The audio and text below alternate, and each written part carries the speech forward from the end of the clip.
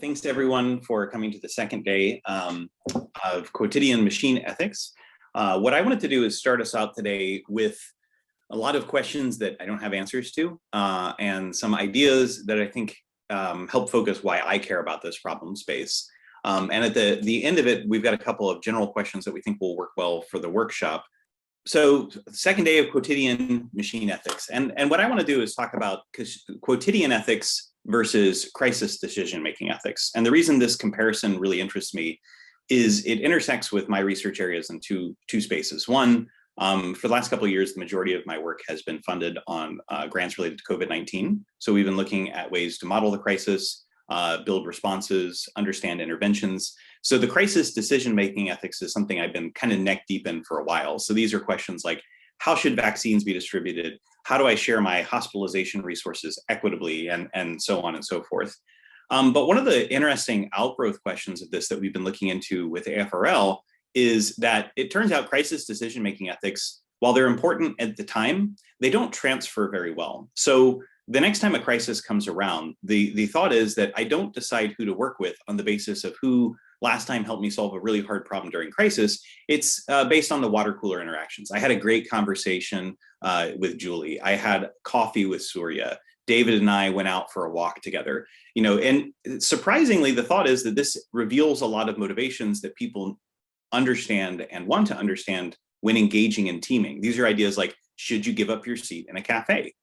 Should you give a friendly greeting to a stranger? Should you bus your table at the end of a meal? These are all minor interactions with almost no moral content whatsoever. But the kind of hypothesis in social sciences is that we make a lot of decisions on our relationships from them. And probably a lot of people have heard common dating advice, things like, pick your future partner on the basis of how they treat a waiter or a waitress when you're out to a restaurant.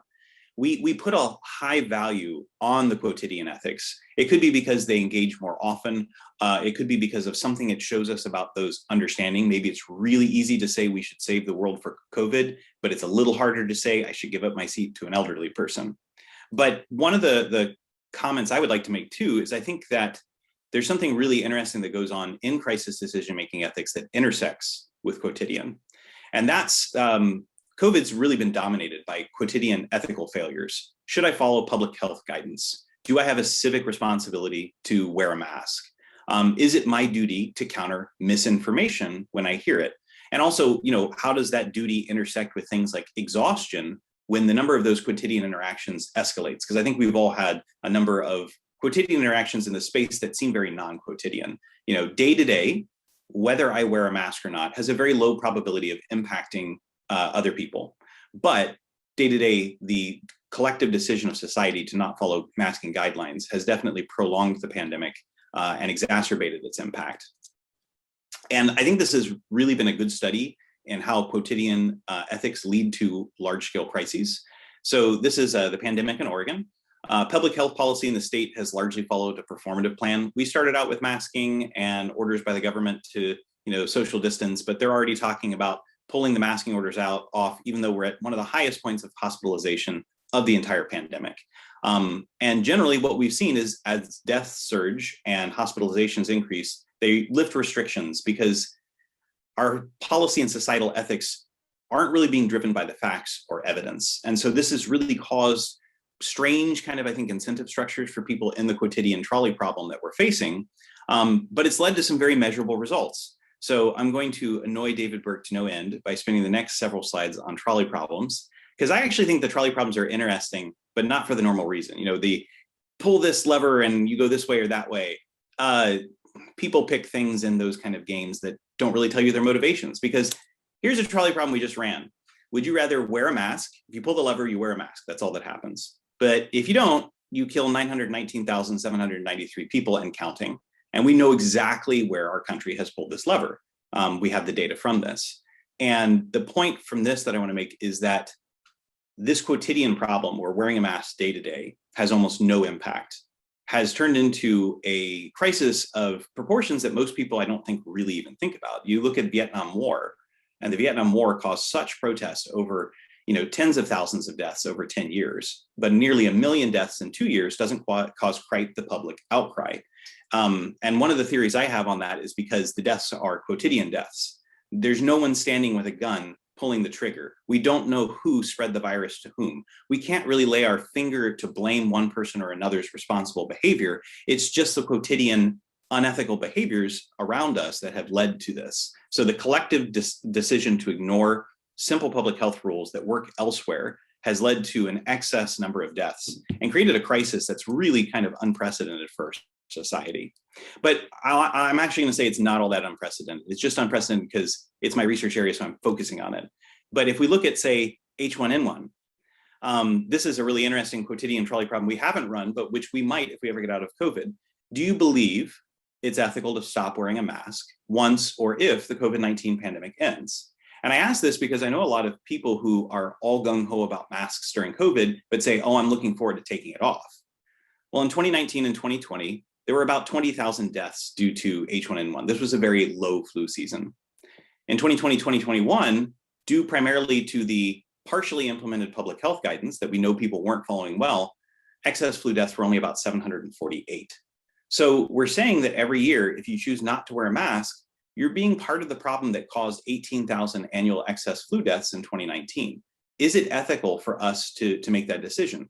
That's a population that's twice the size of, say, Harney County, Oregon, which is a rural county. But if I told you, pull this, wear this mask where an entire small county in rural America will evaporate, I think most people would take that more seriously. But it's one that I would imagine a lot of people won't think about much beyond hearing the stat, saying, ooh, that's a scary stat, and then moving forward with their lives. And I think that a lot of this has to do with how we base our fears and the fact that our fears aren't usually fact-based. And so one of my questions is, how do we get ethics based on facts when our fears aren't? So looking at autonomous vehicles, and this is a rather reductive look at the problem, but people are terrified by putting them on the roads. But despite the fact that they have about twice the number of accidents as human drivers, there have been 0 deaths from autonomous vehicle driving, but we have 38,000 annual deaths from human drivers. So when is the right time to switch to autonomous vehicle driving? Everyone's worried about this trolley problem, but we run over 38,000 people every year just to ignore the problem and not evaluate it. I don't know that now is the right time to switch or not, but I've never seen a study by the federal government that addresses the relative lack of skill and concern showed by human drivers on the American road systems. There's also the question of like whether an AI could learn ethics from our society. What would a truly ethical AI even think of us? I think they'd be rather horrified personally. During the pandemic, this has been our trolley problem. Lower economic classes have suffered. The gap between the wealthy and the poor has exacerbated despite, or perhaps because of the pandemic response. And I'm going to look at some US law later and argue this isn't an uncommon reaction. When we tend to try to put in structures that will help society or make ethical decisions, they don't tend to be fairly effective. A good example of this would be back in the 80s when they decided that TV shows for children should be educational. And it was largely considered a failure, even though the regulations were implemented. It was skirted and only followed in the most performative sense. And there's a problem. What if the AI tells us something we don't like about our ethics? So this slide is meant to be a bit contentious, so I'll warn you. It's a little political, and it's meant to elicit a response. But if we talk about banning guns, which is a controversial topic in the United States, we're talking about saving 45,000 lives a year from gun violence. That's a fairly large number. It's more than the flu that we were talking about. And if I'm on board that, I ought to be on board this. And about 53% of Americans actually support stronger gun control. So it's contentious, but it's not the hardest thing to find support for. A little less popular is talking about banning alcohol. There are 75,000 deaths to alcohol a year in the United States. Contrary to popular belief, during Prohibition, total deaths due to crime and alcohol actually decreased. Prohibition worked. Crime increased. There was a shift of excess deaths from alcohol-related accidents to crime-related deaths. But overall, human suffering decreased during Prohibition from a point of view of excess deaths. But only 18% of Americans support restrictions on alcohol, and I doubt this would be a very popular thing to talk about, even though we're talking about far more deaths than gun violence. And actually, a lot of these are not the alcoholics dying. A lot of these are excess deaths due to accidents that usually don't kill the drunk driver. I think it's 30 Americans a day die due to drunk driving accidents. So it's a fairly large quotidian problem. And I kind of collected all these ideas and wanted to put together an idea of where this might fit in this AI ethics place and to think about this concretely. So I've got a quotidian trolley problem here that I don't know the answer to, but I'm afraid I know the way our society will answer, which is imagine there's someone named Dave who works for a fast food chain in an imaginary American state. So we can make up some numbers. I'll apply it to Florida later, but this is a small rural state, roughly equal to a mix of Oklahoma and Nebraska. So it has some urban areas, but very few. Dave makes food with his machine assistant, Hal. Hal does something with the burgers and grilling them. And it's important for Dave to follow up his activity on the basis of his machine teammate, or he's going to waste food. So if burgers get grilled, but he doesn't make them and properly package them and set them up, they're just going to sit there and get cold and have to be thrown out and remade. Dave has a 15-minute break coming up. Hal computes the probability of a lunchtime rush and thinks it can maximize profits with 60% probability if it accelerates its grilling schedule. But if it does this, there's like an 80% chance that Dave will lose 5 minutes of his 15-minute breaks. Very quotidian interaction. What should Hal do in this case? And what do we think corporate wants Hal to do when posed this question? And it sounds very quotidian because what's 5 minutes off Dave's time? Well, in Nebrahoma, which is this mix of Nebraska and Oklahoma, there are 73.95 fast food restaurants per 100,000 people, so about 2,000 in the state. And if we imagine that every restaurant has a Hal and a Dave, and every other day, Hal takes an average of 5 minutes from Dave's break.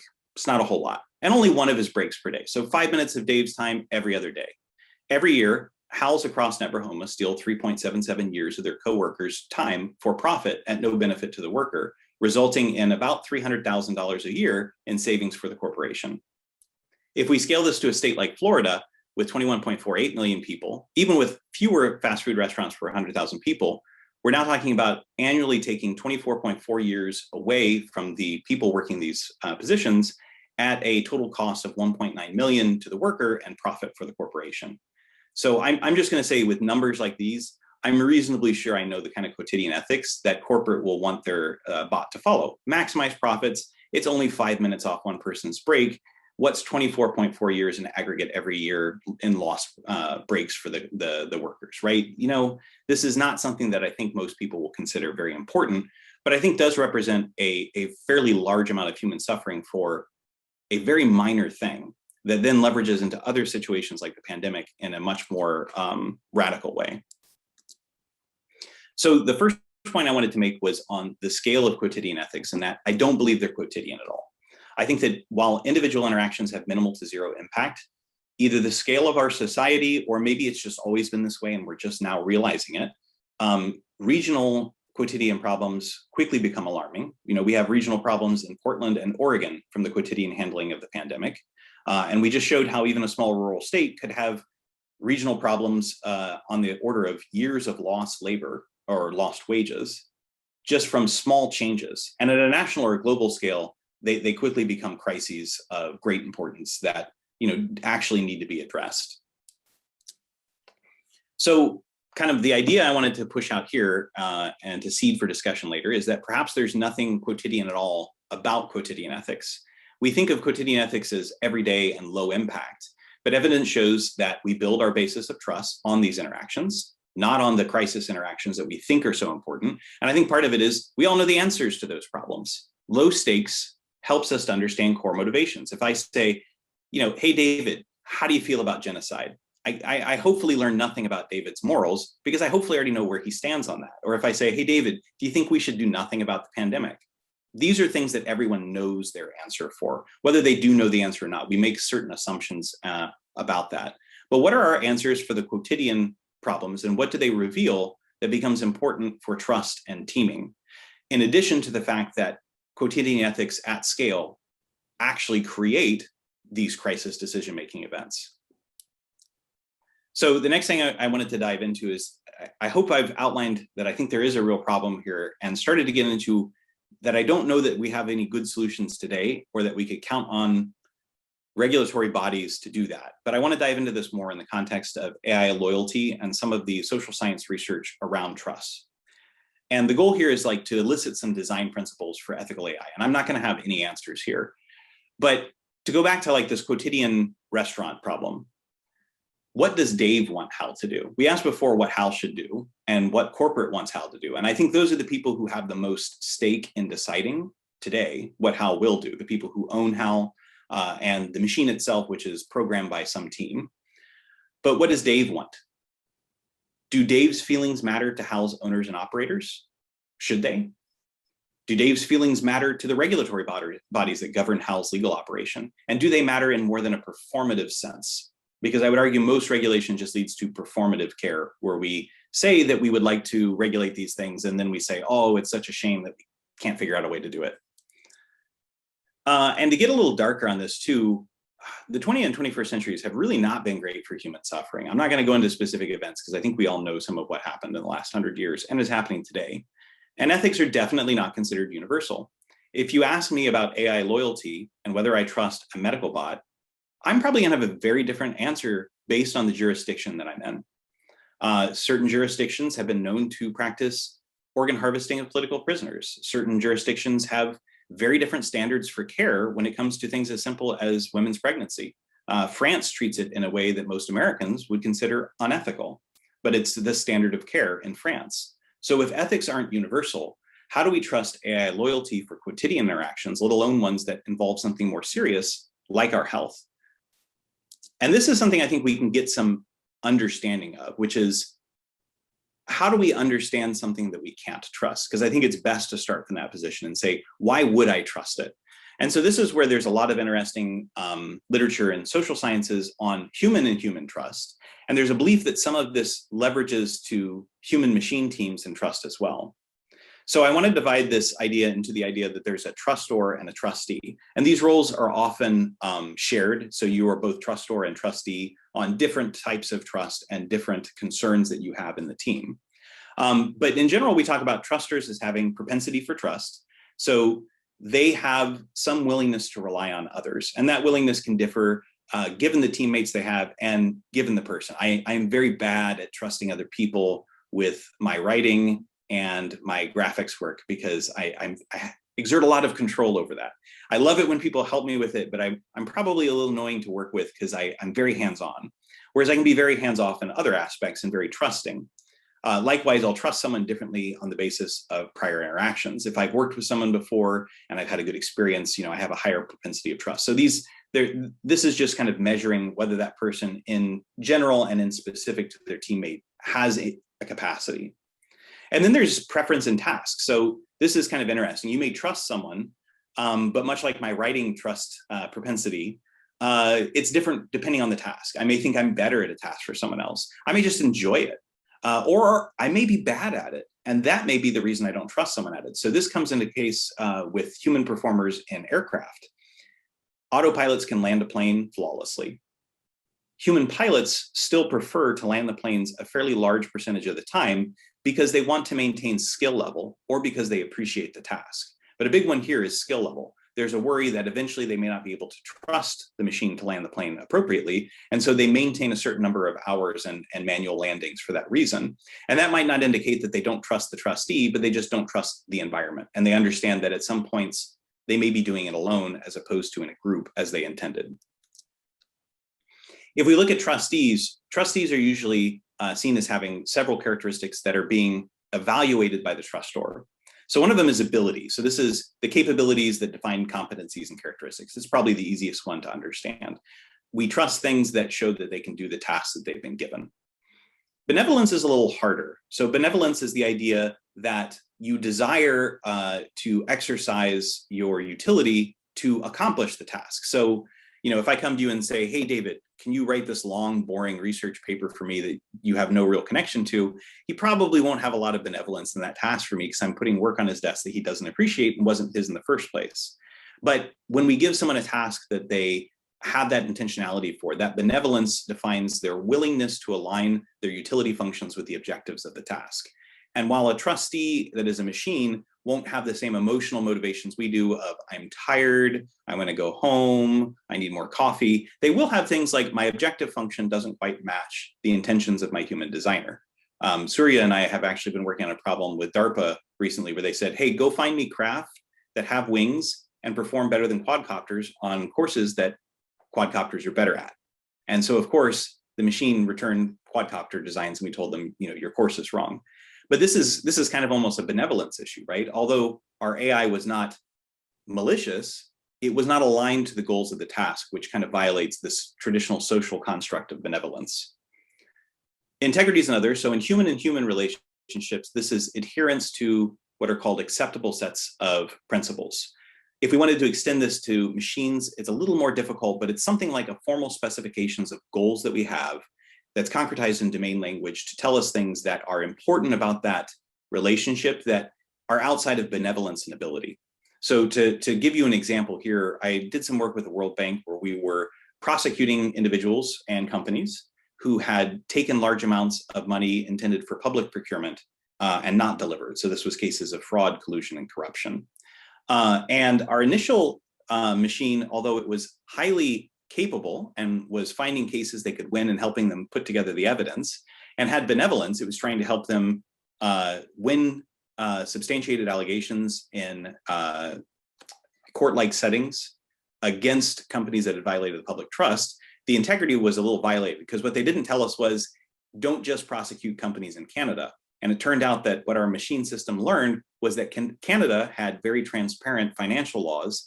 And in all previous cases, Canada cooperated openly and willingly with the World Bank, leading to substantiated allegations. This is great for the investigations team's win rate in the short term, but in the long term will likely lead to Canada saying, hey, stop picking on us and changing their laws to be more reflective of global laws. So one of the integrity things that we had to bake into the system was when we talked to the humans, we found there was an unspecified kind of requirement that we don't overly investigate one country, which on balance seems obvious, but is a lot harder to see internally. And this might not have even been something we considered ethical or unethical until we talked to an investigator and they said, this will lead to lost cases 10 years from now. We can't pursue a strategy like that. So if that's the propensity for trust and kind of the things that people have, why do we trust something when we are in alignment? And there are three main cornerstones of trust that are mentioned in a lot of the literature that align well with some additional properties I'll talk about in the AI loyalty paper. And I think these are going to be really hard ones for us to solve.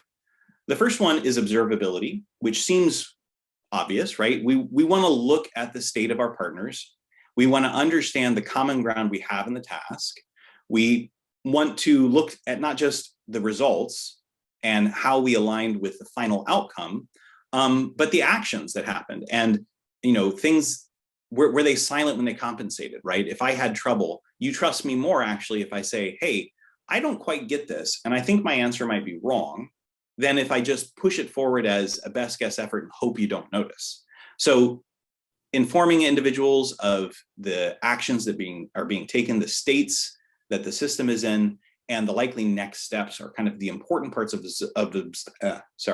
observability. But observability also leads to predictability, which is if I can observe you, I should know what your actions will be in the future. So I should have, with high confidence, expectations of your future behaviors. And additionally, when you think your behaviors will differ, you need to tell me in advance to maintain that predictability. So here you can imagine your machine learning algorithm that's been great at helping you identify certain objects in a field all of a sudden says, my surprisal score is off the charts. I think this is the object, but this data is so outside of my training set, I have no confidence in my results. That's going to lead to more trust with a human than random failures that are unpredictable. And it's something I think we take for granted with our human components, but of course, software is not warranted for any purpose. So usually it's just surprising that it works at all. The last bit is directability, which is if we can observe the teammate, we can predict its future outcomes, and we see it aiming at an outcome or coming to a decision that we find unacceptable, we have to have that ability to influence them. So this is establishment of trust by assuring that when we're out of alignment with our co-performer, we can bring that back into alignment in a way that will still satisfy the team goal. And these all sound like great common sense things, and I have no idea how to implement them for large scale systems. I'm not even sure it's achievable. When we look at observability, one of the first things that comes to mind is, are we talking about model checking arbitrary code? We can't check for zero-day exploits in the operating systems we run in safety critical systems. We do our best, but we don't do a great job. There are problems all the time. Who audits the massive code bases? No one is right now. What happens when Facebook says, I don't want the government going through my proprietary algorithms? This is a trade secret. Do we need to have a federal agency of AI loyalty to enforce this, assess, and label agents with warnings about their believed motivations? I can tell you, if there was a bot by my insurance company in my healthcare provider's office, I would not trust it because I would think its motivations were primarily cost-based. If I'm told that it's not, should I trust it? There's already misinformation and labeling all over the place. Anyone who goes to the grocery store now will see all kinds of things labeled great for a keto diet, low carb, and you look at the back and they're just as high carb as the things next to them because there's no regulation in that sort of advertisement. So we know there's misleading labeling that goes on. We know that companies have an incentive that they exercise to avoid following these sorts of principles in non-intelligent situations. So how do we fix that for intelligent agents that are far more complex than a nutrition label? And what happens when the software is buggy and needs to be patched? This is, of course, like one of the big things that comes out in a lot of flight certification. We flight certify the hardware, we flight certify the software in a certain condition, and then it becomes very hard to change and very expensive and slow, which limits our ability to advance in the field. Are we going to have this requirement on all intelligent agents? If so, what does that do to the progress of the field? Do we give up the ability to progress and build new technologies just to make them auditable? So the AI loyalty paper has a slightly different way of looking at this that I also think is really interesting and worth looking at. But this is the idea of where we come to conclusions about loyalty and the sorts of properties a loyal AI should have. And so I've attempted on the right-hand side here to have an amusing look at varying levels of loyalty. I guess the dog is the most loyal at the top, and whatever it is at the bottom, we don't want it sticking us with those needles or taking our pictures and sharing our information on the web. The first one, value alignment, seems really close to me to the idea of observability and predictability. So value alignment here is used by AI loyalty a little different because it's not just about the entire teaming process, but the process of understanding loyalty. So the idea of value alignment is we should eliminate conflicts of interest by design in AI. I'm not sure how we do that, but it sounds like a great idea. When they do exist, take care of them transparently. This one seems a little easier, right? It's the idea that maybe AI should have to file a conflict of interest form just like the rest of us do whenever applying for certain types of funding vehicles or say running for office. You have to, or you're supposed to, unless you're rich enough, I guess, to say, here's all my holdings, here's my financial interests. I'm not going to violate the public's trust in ways that would benefit me. Maybe AI should do that. Maybe the operational criteria and objective functions should be made clear. I'm not sure how to do that in a way that humans understand, but explainability has been getting better. So maybe we could do something like show them the different outcomes in a broad sense, the reasons behind a decision, and at least help understand some of the motivation. Criterion goals should be adjustable, and this is adjustable by the user. When you go into your healthcare, you can tune your doctor's knobs by doing things like standing up and walking out, or saying, I'd like a second opinion. If your second opinion is the same AI bot that gave you the first opinion, are you getting a second opinion? Do you have that tunability and adjustability of your goals? You have to have some way to communicate, I didn't like the outcome I had. I need a new set of expertise and a new set of theories because I don't accept the decisions that were being made on my behalf. And the values that have been indicated previously should derive from revealed preferences and drive this process in a way that doesn't cost the human a lot. If I'm always having to go in and type in my preferences every single time, I'll just stop using it, or I'll get into this idea of digital resignation, which I'll talk a bit about more later, but it's an interesting new social phenomenon that comes out from the massive complexity of the way our data has been used. And it applies here some too, so maybe I should just kind of define that term. Digital resignation is a term that the social science word has used to describe the phenomenon of helplessness, and it's a form of what they call learned helplessness, that people experience when they realize that large portions of their data have been possessed and monetized by corporations like Meta or Google or other groups, and they feel completely unempowered to do anything about it. So they just throw up their hands and they say, I can't do anything. I I can't have an impact. My data is already gone. And this isn't true, or it shouldn't be true. There are regulations that give you power to push to have your data deleted, to have it turned over to you, to have companies that monetized it have their rights revoked to continue to monetize it. But the process is very hard. And we have to avoid that same process when aligning here in observability and value alignment, in my opinion. If every time I go to the doctor, I have 20 pages of disclaimers about the AI, well, then it's less than useless. And in fact, the state of Illinois has ruled that EULAs that are more than a few pages long are unenforceable in the state of Illinois because they don't believe that the average person uses them. They actually conducted a study and said, no one reads these forms. And therefore, if they sign them without reading them and the average person does not, a reasonable person cannot be expected to read 105 pages from Apple every week when they update their agreements. So they will have no bearing in Illinois courts. Now, they do federally and they do in most states. But this is a really important point, I think, from Illinois, which is that complexity matters and people cannot consent and understand a system if they are given a fire hose of information they cannot possibly hope to consume in their already busy lives. And if value alignment and observability in AI loyalty and in Quotidian ethics comes down to giving you a 20-page page, well, we've already failed Quotidian ethics in a very major way and fundamentally. So I'm not sure that this is possible or feasible, and I wish I had some great answers here. We're trying to understand ways to make parts of the trust process revealed to a human to better calibrate trust.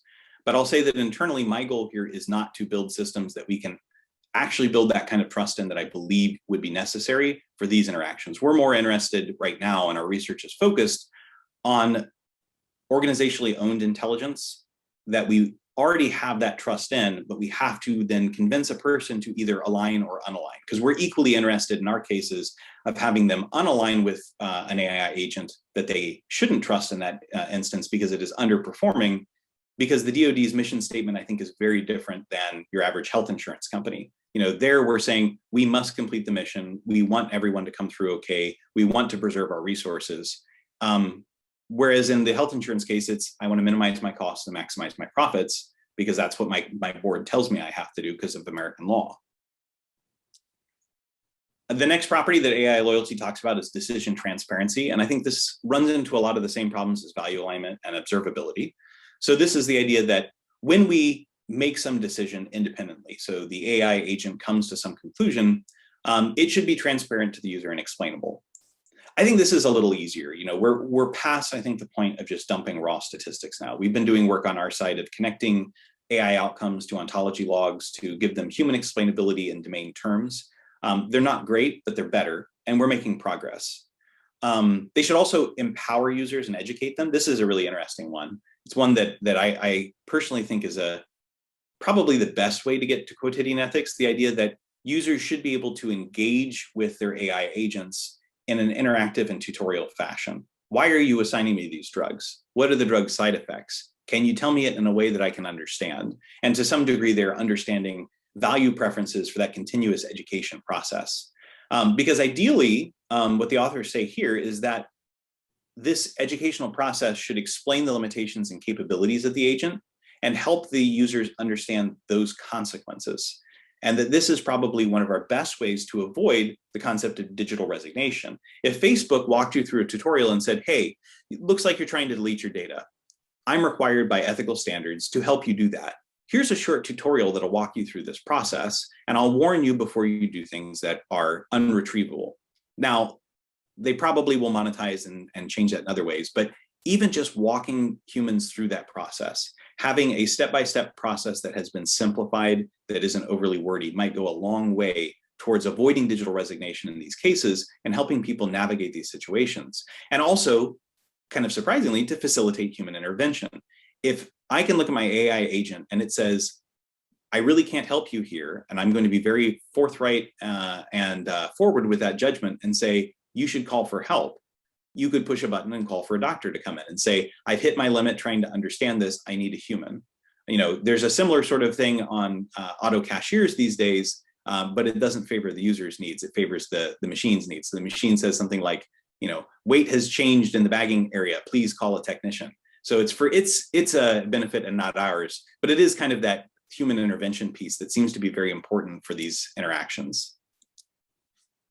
Now, where I think this decision transparency probably doesn't work is historical precedent.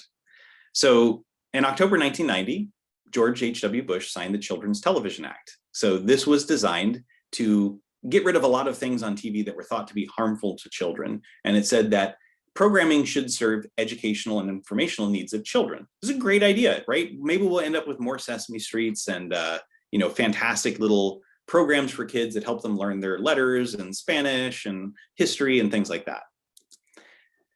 The FCC met the statutory obligations in October of 1991. And by saying they met its statutory obligations, that's about all they met, because the regulations were considered ineffective. Many stations just didn't keep the records and said, hey, I guess we're doing it, but we don't have the paperwork. More than 25% of television stations in the US failed to record anything about the time, date, or length of programming considered to be educational in content. They just said, we've got it, but we just didn't keep good records. And the FCC was like, you know what, that's cool. Up until about 1993. So 3 years later, they came up with rules and provisions like the safe harbor provisions to regulate the content. But the weak definitions used mean we had things like the Flintstones and G.I. Joe as educational content and not the kind of programming that I would like to believe the legislation was designed to motivate. And so I've got some skepticism here that this is something we can solve with regulation in our current system. Maybe as scientists, there's some work we can do here to help educate the public, form watch groups that would help inform this. Maybe groups that really care about it, like DARPA and the DoD, can do what's necessary here, because the military has traditionally been much better at some of these areas than the civilian government has because of the purposes they're using it for. I thought about making a slide here that threw a bunch of names up on the screen like Meta and Google and all that, but I think we all know the problem with data integrity. It's an important topic. I'm super, super, super excited if we could ever solve it and have systems that were provenance aware, tracked legal rights, origins of monetization, and legal rights to share data. There's some really awful quotidian and non-quotidian ethical failures right now on the part of YouTube.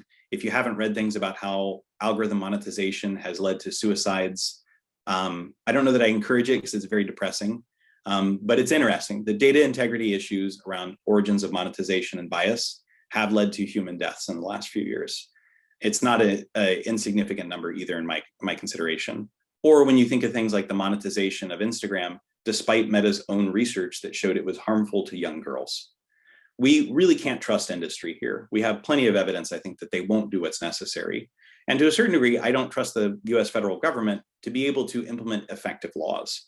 Maybe it's lobbying, maybe it's that getting these laws right are hard, but I'm not sure that we can trust a exploitive market sector that has built its entire profits on not doing these things to ever change this for the better. And for the same reasons that I'm skeptical of decision transparency, I'm skeptical of regulation in this space too, especially when we move this to the international stage. And then the last bit is personal privacy. Now, this one I'm a little bit more optimistic about just because I think Germany is doing some of the right things here. So they're showing evidence that some governments could do things around personal privacy. So this is, an agent should have an extreme regard for privacy. They should consider the data of their human they're interacting with important and preservation of that data as a first principle. We already have this with the idea of legal privilege, with legal agents, with your doctor, with people who can be in that privileged position. Their responsibility is to you, and they're actually not allowed to reveal that information. But how do we do this for machines? Well, rules on how and why to retain data. Does this mean they should be deletionist and they should get rid of information as a first principle? That does kind of violate some of our decision transparency and value alignment where we want to forward user preferences, but sometimes it may be too dangerous to keep. And how and why that data can be shared with others and used. In what cases can it be made available for research that has public benefit? In what cases can it be made available for second opinions or shared with AI agents of different provenance? Right now when I go to a hospital, I have no guarantee that my anesthesiologist works for the hospital that I'm in. In fact, it's very common to have them be from a contractor. I think the state of Florida is the only state that has a regulation against out-of-network anesthesiologists and other specialists in a hospital. They can even be off your network and in an entirely different insurance payment plan, and the hospital doesn't have to tell you. So if these cases exist, what happens if their AI agent is from this contracting company that has entirely different ethical standards? You could be in one facility interacting with two different agents that present themselves as part of a networked team that have different value alignments. I think the real thing here is probably you have to make the privacy risks explicit. Although again, from my experience as an educator, I have no real faith that this is a shared value across our society or across generational gaps. There's been a lot of misinformation, I would call it, or other people might just call it a different philosophy on privacy. And I remember asking my class when I was at Miami what they valued privacy, and they said that's an outdated concept. Horrified me, and clearly the whole world doesn't agree. But I think it's going to be an uphill battle to make privacy risks explicit and not just have people ignore them. We already ignore happy commercials about the risk of death associated with random medications that are being marketed to the American people, and no one seems to bat much of an eye except to joke about it. Is that all that the privacy risk, making those explicit, is going to do as well? So I want to end with two kind of final notes. The first one is that maybe a part of the issue is complexity. So this is a graphical depiction of a real network. I haven't counted all the components, but if I remember right, it's somewhere around 30 to 35. The antenna looking things are components that can receive commands. The kind of Wi-Fi clouds are something called a bridge router. So they actually will bridge the system between our local network, which is kind of a more wireless mesh network, to the external network. And just looking at this diagram kind of exhausts me. This is our lighting system for our home. This isn't a research network. It fails frequently. We're okay with it because it's experimental. But as system complexity has increased, we really haven't gotten better at correctness or reliability or understanding. And I don't think AI systems are immune to this. So when we have software that's experimental and not guaranteed to work for any purpose, and that's what our agreements say when people sign them, what kind of faith do we have in the outcomes? My home lighting system has bugs. How could I ever expect it to be ethical? The other morning, my fiance flipped on the lights in the kitchen and the bedroom lights turned on full blast. And it's like, wasn't an intended behavior. That's a quotidian ethical violation because we didn't ask it to do that. It's a minor one. It doesn't really cost us. But if we can't fix it for these simple systems, how do we fix it for something more complex like a medical system and understand its motivation? And I dropped in one of my favorite XKCD comics here, which is the fact that in computer science, we're in a unique position. Almost every other engineering practice has some faith in the safety of their systems and says, my planes won't blow up randomly when you're in them. And we're like, yeah, ours will. It's just the way we do business in our field. So how do we grant important properties to brand new AI and ML agents when I can't even verify my laptop or phone's operating system as being ethical or working for me, right? I remember when I was at NASA, we considered the Windows distributions at the time to be compromised on install because it was just that bad. So if we're this bad at building complex systems, why are we trying to build smart complex systems? I guess because we have to and everyone's doing it, but I'm not sure it's a really good idea. So kind of the final goals for kind of these quotidian ethics questions, I think, is I'd love to have a discussion today on what our vision as a group is on ethics of AI. I've made kind of some of my beliefs here clear. I've tried to be somewhat contentious in them, but that's to spur conversation. What's even possible today in this space? What is an achievable goal? We could go out and say, we're going to have regulation take care of it, but I'm not sure that's going to work. What technologies do we have that are promising? Because there is a lot, I think, in automated reasoning here and in validation that we could use to make ourselves sure that this is good. I'm not sure how to make the general public. But what specific research might help us move forward in these areas? I can say AFRL is investing right now in trust, so it's an important area for them. Darpa seems to be building some programs here as well. And we're being asked right now this summer to experiment in trust with humans. So we're hoping we're going to learn something there. And maybe this is the kind of research we need, which is to understand humans in both quotidian and crisis decision-making environments and how they extend trust. But I don't know that I have good answers for how this will work in practice. But that's kind of where I wanted to leave us today. And we've got about, I think, 14 minutes to discuss, stand, and whatnot. But thank you for listening to my contentious stuff. Hopefully that was thought-provoking and interesting and not just kind of a review of what you already think. What do you think, Julie? As someone who is not currently engaged in the research, I'm going to put you on the spot because it worked yesterday in our test session. Well, what do I think is a very broad question? I think, let's see, what you presented is really interesting. And, to disagree a little bit, I love your trolley problems. Just have to say that. But what would get you to trust an AI agent? Do you trust them right now? Like for people who aren't engaged in the day-to-day research like we are, like, do your conclusions differ from where you heard us yesterday and today so far?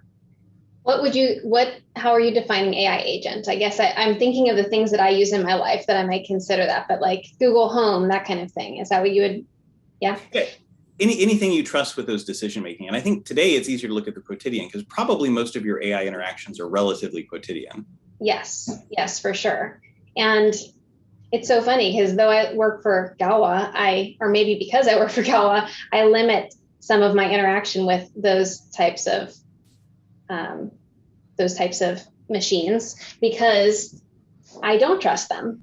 Exactly what you're saying. So this might be a Quotidian thing, but friends and I always joke with each other that we're being listened to all the time. That's something that we think about. And so I don't have Google Home or anything, but I'm sure later today my cell phone will be something will be advertising to me about something that was talked about today. So that's something that I think about. And so though I don't fully trust that or what's being done with the data that's being collected, there are exceptions that I feel like I need to make to live in the modern world, like having a smartphone and having a laptop and things like that. But I don't go beyond that. So I don't have any of the devices at home that would listen to me that I would know about. But I do have a smart TV and a smartphone and things like that. So I don't know if I'm getting at your question, Eric, but essentially I have very little trust, which is why I don't engage beyond what I feel like I need to. No, I think that answers it because I was curious if you had more or less trust than the rest of us, but I think it's probably misrepresented because you do work for Galwa, so you hear us complaining about these things all the time. Yeah. Sean, you had your hand up.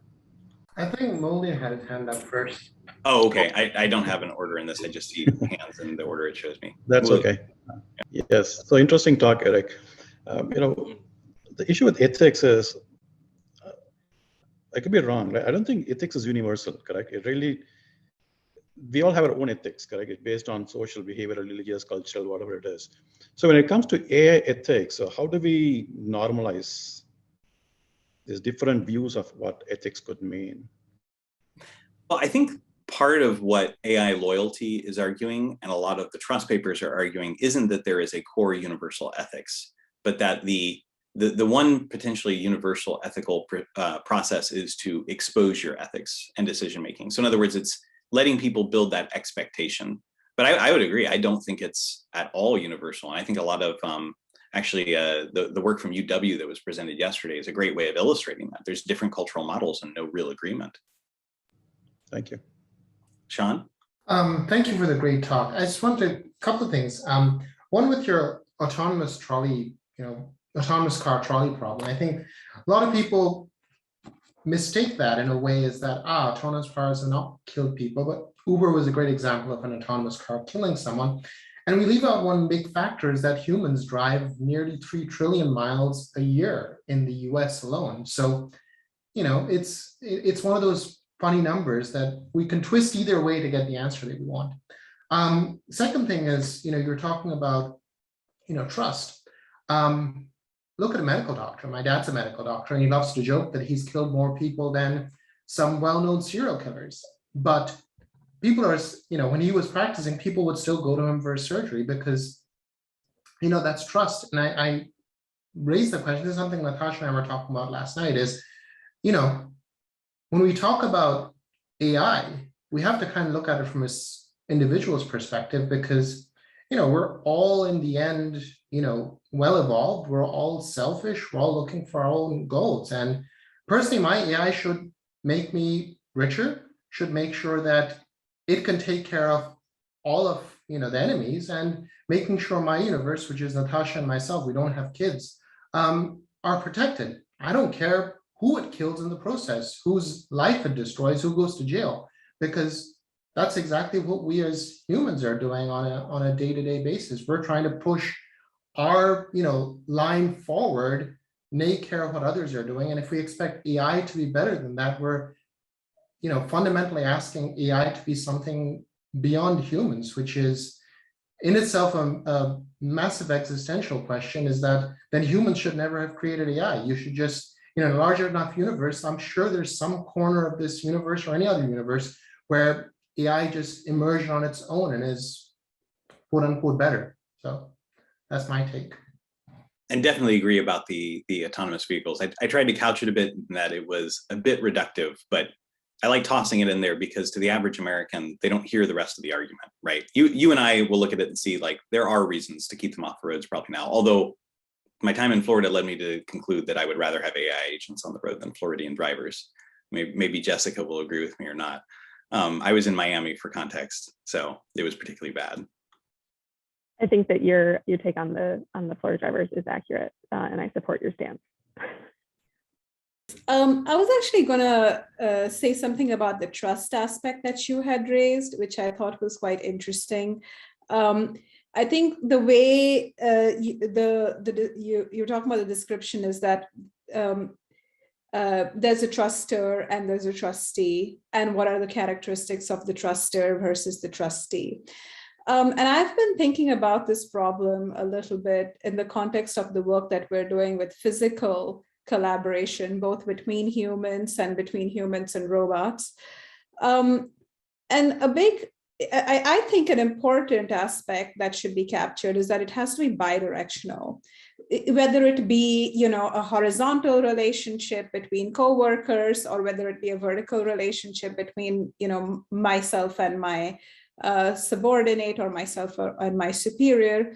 I can maybe cite a simple example with myself and my graduate student. I would feel more comfortable trusting my graduate student if I saw my graduate student willing to be trusting of me as well. So they are the truster and they want to see me as the trustee. And I would feel more comfortable being the truster as well. Because I think there is something empathetic about that relationship, symbiotic. And I wonder if it would be, I think it connects to what David was saying yesterday about the gossip bot, where you have both of them, and myself and the bot, engaging in this and building the social, the bond. I wonder if we have to program truster and trustee characteristics in a robot assistant or a robot butler or friend for the trust to really develop. Yeah, I would agree 100% with that. In fact, I mentioned it only briefly because I was trying to focus more on the machine ethic portion. But usually in these kind of situations, it is measured bidirectionally, and you have trustor and trustee characteristics of both agents. So for instance, like the work we're doing with AFRL, that both of the agents have to rely on each other for tasks that they have previously indicated preference and capabilities for. And so part of what they're actually looking at is, can I trust what I'm told by my teammate during performance? So you give them some quotidian interactions and kind of tests. And they, you kind of learn, did I get an accurate picture from my partner from what they told me originally? So there is kind of that bidirectional trust. And it's the machine trusting the human too, because if human says, hey, I can take this and we'll be successful, and afterwards the machine's like, well, you did worse than I did, so no. It learns something kind of like trust as well. Yeah, no, I just wanted to add on to what Dr. Natasha Banerjee mentioned, that, when the mutuality in the trust, right, between the example she gave, the subordinate, and in those kind of things, this is my thought, there is one person who always has more to lose, and typically it's the subordinate, right? I mean, the person who's in a superior position has less to lose compared to, I'm talking from the perspective of my graduate students. If they break my trust, it doesn't hurt me as much as I breaking their trust, if you notice. So there is one of the things which also in David's talk yesterday was about the vulnerability, or, if we can put some kind of a cost element on the breach of trust and what it could do to us, right? So, I mean, it just as an example, I believe we all trust each other to the extent where we can share our research thoughts and ideas with each other and, move on. But I'm taking a step and saying I don't think we trust each other enough to share our bank account numbers or social security numbers with anybody, right? I mean, it's just as an example. Is it that I'm not trusting a human being here? Not really. It's just that certain information need not be shared. But then there are certain places where I would happily write down especially if you go to I'm not even talking about major, you go to a JCPenney and open a card. They're going to say key in your social security number. I don't know who is overlooking me while I type it, right? So so what I'm saying is essentially the vulnerable or the loss or the cost of breaking the trust, and it works both ways. I gain momentarily if I breach somebody's trust now, but I'm losing their trust forever after that, right? So what is the duration of time we give for that vulnerability, right? Or you see what I'm saying, right? Yeah. I mean, somewhere that is all, that's where I think we need, if we can put something there for the validity or there is a time factor involved is what I'm trying to say, even in AI. So you trust a machine, for example, even in banks today, when you log in, it says, can I remember this machine for your future logins, right? It gives you that option, right? And mostly if it's my personal laptop, I'll say yes, right? But even there, typically, if you don't log in for a long time from that machine, it's going to refresh and say, well, you timed out or something. So we need to put that kind of a time factor and a vulnerability that will add to what Dr. Natasha Banerjee mentioned, that it's the two-way then makes it stronger because of some level of,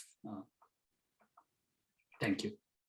What do you think about that sort of idea, but in situations where trust must necessarily be broken as part of the interaction, which sounds like a weird thing to say, but let's say I work at a store, David comes in to shop at the store, and we engage in price negotiation. David really shouldn't trust me because I want to tell him a price that is higher than the lowest I would accept.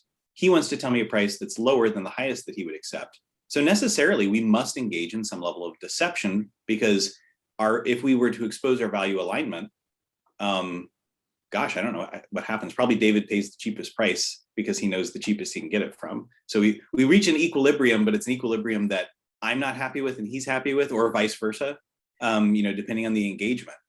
It's interesting you mentioned this. There is this game called Final Offer Arbitration.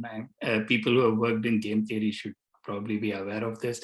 This is about a firm and a union who sort of come up with what are the wages they want. The firm wants to give the lowest possible wage and the union wants to demand the highest possible wage. But then there is some kind of an arbitrator who knows some number, some magic number. And they want to, they do some negotiations based on that. Again, the question is, what if the assumption is the arbitrator is neutral, right? And he wants the best for both, but probably not, the arbitrator could support one over the other. Now, just to sort of go back, see, I'm just thinking from one of the things I tried in my classes when I was teaching, which worked in terms of trust, was when I tell my students, hey, when I started this course, I made a lot of mistakes, right? I wasn't good at this. It took me some time, right? And sometimes I don't mind sharing my exams and say, hey, this is how bad I was, but don't worry, today I'm teaching this subject, right? So I found that it sometimes enhances their trust. They believe that I'm as human as they are. They don't think I'm in a different pedestal and then they're open to trying out, they say, oh, okay, mistakes are part of learning and things like that. To go back, if, for example, if you as the store owner in this case had told David that, listen, I don't think this is a good deal. They say this, but if I wouldn't really go for this, it saves you some money. If you don't, when people say things like that, then he's not just trying to, promote a sale, but you're trying to do what's best for the client. So somewhere the trust is built when people know that the other person is like me in whatever sense of like it is. So I just feel that the trust can be built if I talk from the other person's perspective. Like, okay, this is my goal, but let me see what I would do if I were you, which is typically how game theory works, right? I mean, I always assume that if this is my response, this is the best response that person is going to give. And that in turn is going to create this response from me until we reach an equilibrium. I don't know if I answered it, but I mean, I'm sure I cannot answer it in that sense, but I'm just saying, did it make sense? I think there's an interesting point there, which is if you take the store and the customer example, in my mind, the trust relationship really doesn't depend on that situation. It depends on the context of that situation. Because if you walk into a store somewhere in a desert and you need water, there's really no position for you to argue about prices. On the other hand, if you walk into a store in downtown Los Angeles, you can just walk into any other store and pay much cheaper price, right? So trust in that situation is not a property of that interaction. It's a property of the context of the situation. I just have a question, really. So a truster was defined as somebody who has some degree of willingness to give trust to something. And the degree of willingness is presumably some sort of sliding scale.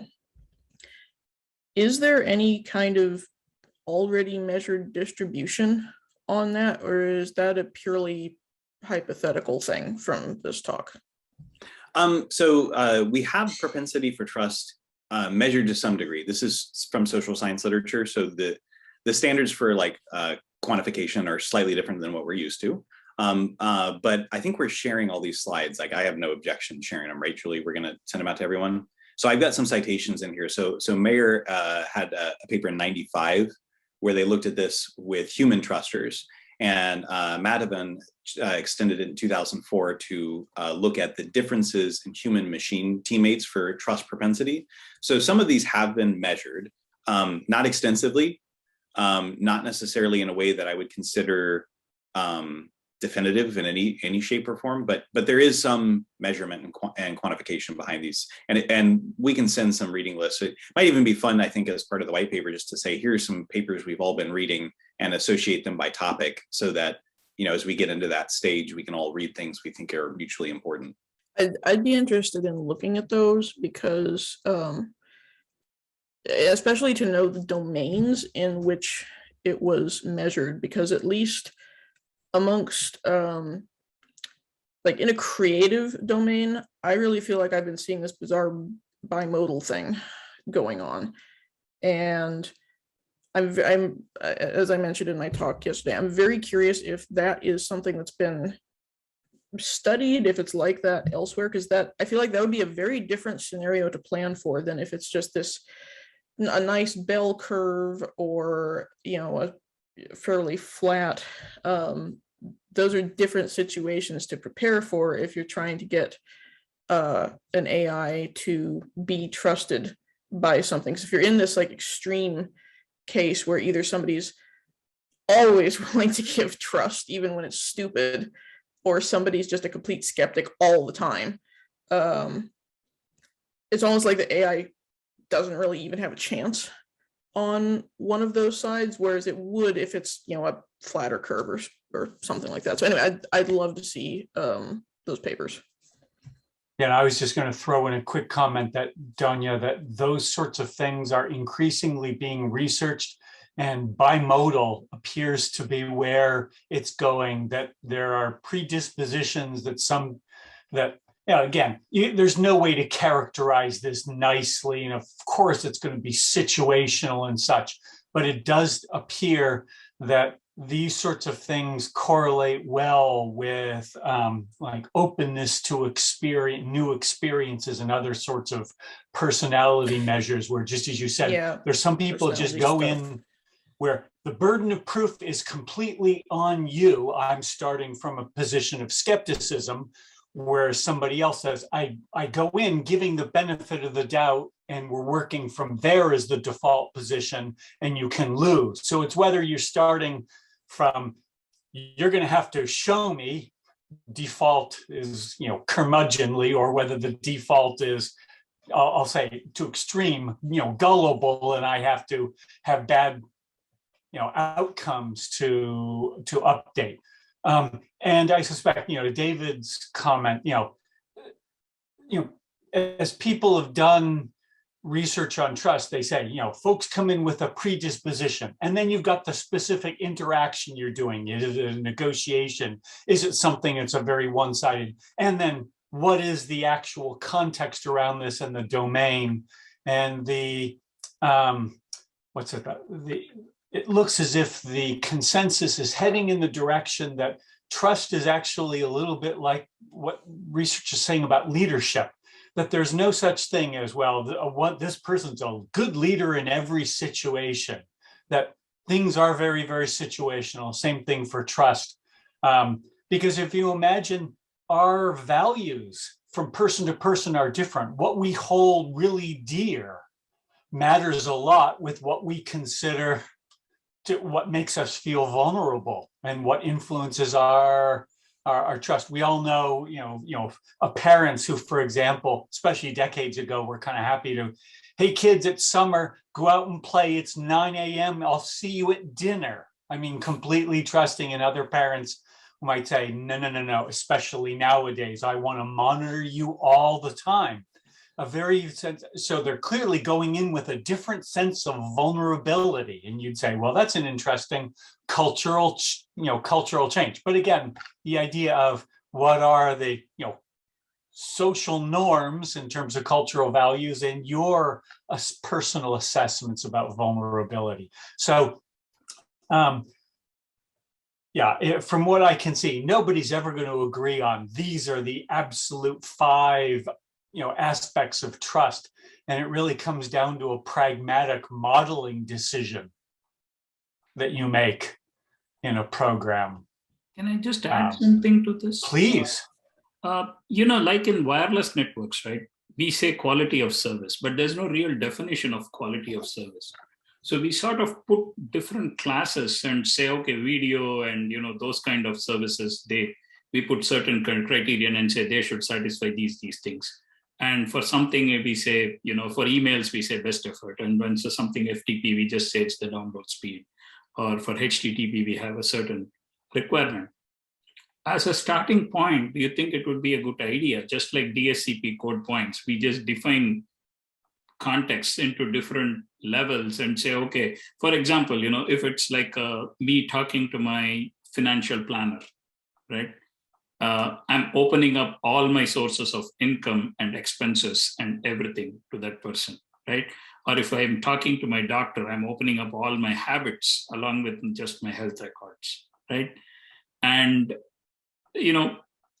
certain cases happen like that. But in each case, our trust level will depend on, what we define for that particular application. So we started one in the beginning of the talk. It was like, hey, I gave my seat to somebody in a bus, right, or a train.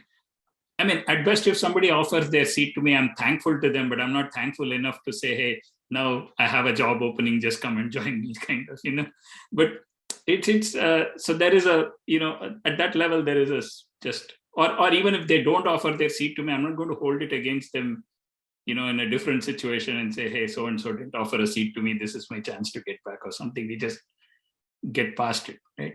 So there is, if we can put some kind of, a classification, which I don't know the correct number now. Do we classify it into 4, 6, 8, or whatever? But depending on the classification, if we put certain things saying, okay, in this case, this vulnerability is bigger than something else, some kind of, right? I mean, I'm, for lack of a better thing, I'm coming up with a totally random example here. If in a party, somebody spells my wife's name wrong, or even puts a completely different name than what she already has, it's not a big deal. I'll just correct that person and say, this is not her name and her name is this, right? But if it's an official document, like in my passport, like back in India, my wife's name appears in my passport, right? So there, if they misspell her name or put it as something else, it's not just a lapse of error, it's a big deal. I got to, I got to take it more seriously, right? I think the problem with what I see in terms of human trust and machine trust is there is an intention involved when a human does something. Whereas when a machine does, we are only judging the action. We are not judging the intention, right? So because trust is more an intention-based thing than an action-based thing, that intention to quantify it and bring it into a machine is going to be a huge challenge as far as I see it. Thank you. Yeah, I think that's a very, very useful remark about intention. I was going to suggest that, that we take a 10-15 minute break at this point. And then when we come back, one thing we could do is Eric and I could take a few minutes to describe the specific programs that are going on in this area to maybe help even sharpen the discussion, about specific opportunities. And then, that can help perhaps guide the discussion about what sorts of things could we do to perhaps, build a white paper that would be of interest to this funding agent, or what other questions arise that interest this group. So if that sounds good to folks, we could say take a break and return at 1:30. So hi, everybody, welcome back. And so what I thought we might do was for Eric and I to talk, not at great length, but a little bit about the specifics of the efforts that we have going on right now with AFRL and Darpa, just as a way to give some more context and perhaps, channel our discussions in terms of thinking about places we could take these conversations and interactions we've been having today. So Eric, is it okay for me to put you on the spot? Do you want to go? Can you go first, or? Sure, yeah. So where I am most interested, I kind of gave a bit of I think, advertisement there. I'm actually more interested in crisis decision-making than quotidian ethics, but my interest in crisis decision-making has led me to quotidian ethics for both the reasons of scale and the reasons of trust. So where this intersects, like active research programs that I'm working on right now. For one thing, we're working on a lot of symbiotic intelligence. So we're performing on Sandeep Nima's symbiotic design of cyber-physical systems. And while that doesn't sound like the one with the biggest level of quotidian interactions and trust relationships, so far the program has been focused on automated outcomes. And we're trying to move now to outcomes that are more symbiotic. So in other words, not just the machine exploring the design space, but interacting with the human in a way that does require trust. And so for us, that primarily has manifested in that program as issues in specification uncovering. So basically eliciting responses from a human that uncover their actual motivations. I think I gave that brief example of we're looking for things with the shape of fixed wing craft, but on courses that prefer quadcopters. This isn't really a trust issue, but it's the machine needs to understand when not to trust the human, because the human's really bad at specification and really bad at saying, here's what I mean. And so what we've been doing there is focusing on how to avoid the notation that I'm sure many of the faculty members here will know as find me a rock. So this was how my advisor taught me how not to teach, which was you don't go to your students and say, you have a task, find me a rock. And when they bring you a rock, you say, not that one, because you learn almost nothing. And so we've been looking at how to build those sorts of trust relationships so the human can trust that they're not just specifying things in vain, that they're using mechanisms that actually communicate intent to the machine. Because it can be very frustrating to say, here's what I meant, and the machine's just like, cool, here's something you didn't mean. You actually want that to iterate towards a fixed point that resembles the specifications the human has in mind, which is a hard problem. And I don't think we have great solutions yet, but we're working on it. In crisis decision-making, I've been working on the COVID-19 effort. This has mainly been about credibility assessment with models. We've been in the position of working with DARPA, the CDC, and the NIH to look at the modeling and prediction tools, both prognostic and diagnostic, that the community has generated, and say, why aren't they any good? The CDC ensemble model is awful. It has not done a great job of making predictions. We can say long run, yeah, this is going to be a bad one, and probably we're going to have another spike this summer, May-ish, June-ish. That's really easy to do. But saying what's the worst case scenario for Oregon's hospitalization resources is remarkably difficult. And there's no agreement among the models we have. And so assessing credibility and trust that can be extended is where that becomes, I think, an intersection with quotidian ethics. Also just the idea of, we've looked a lot with Darpa and the government at the non-medical interventions, which I think rely exclusively on quotidian motivations of the population. And we have very different social profiles we've been building for different states with some of our co-performers on that project. And then the last bit we just started, which is a trust-related process with AFRL, is focused on bidirectional trust establishment, maintenance, and repair. And we're trying to run some actual experiments there that will generate more quantitative results on what that process looks like in practice, and whether there are things we can do to improve trust calibration. So from my perspective, I don't want people to trust machines, and I don't want people to distrust machines. I want people to express calibrated trust that is appropriate for the relationship. If Apple Maps and Google Maps tell me to take this route to the grocery store, I should probably trust them. If Apple Maps and Google Maps start to offer me information about my healthcare, I'm maybe less inclined to trust them in those areas. And having that level of calibrated trust is really what we're getting at there. And we're dealing with probably an easier part of the problem, which is a ideally non-adversarial system. But of course, a lot of what we're talking about here, and when we get into the AI loyalty, is about what I would consider an adversarial trust relationship, which I think is slightly different, but still interesting. So what I'm actually going to do is I'm going to share a couple of slides that I gave internally at Galois to talk about a current DARPA program, a current and actually future one. I'm going to use that as a launching point for.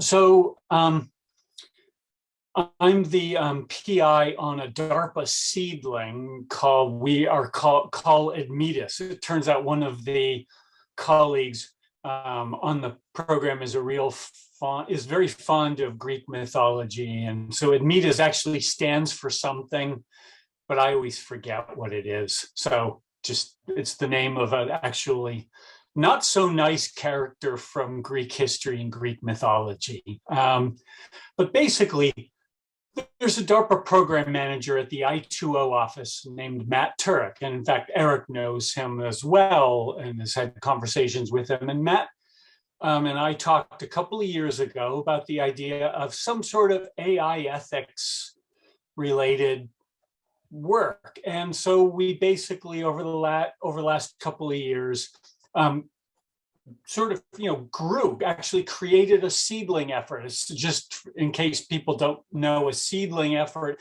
is something where DARPA funds one group or a couple of groups to do some research because DARPA wants to get evidence from that research that says, hey, it's worth investing in a full-blown DARPA program, the typical multi-year, multi-million-dollar program that DARPA does.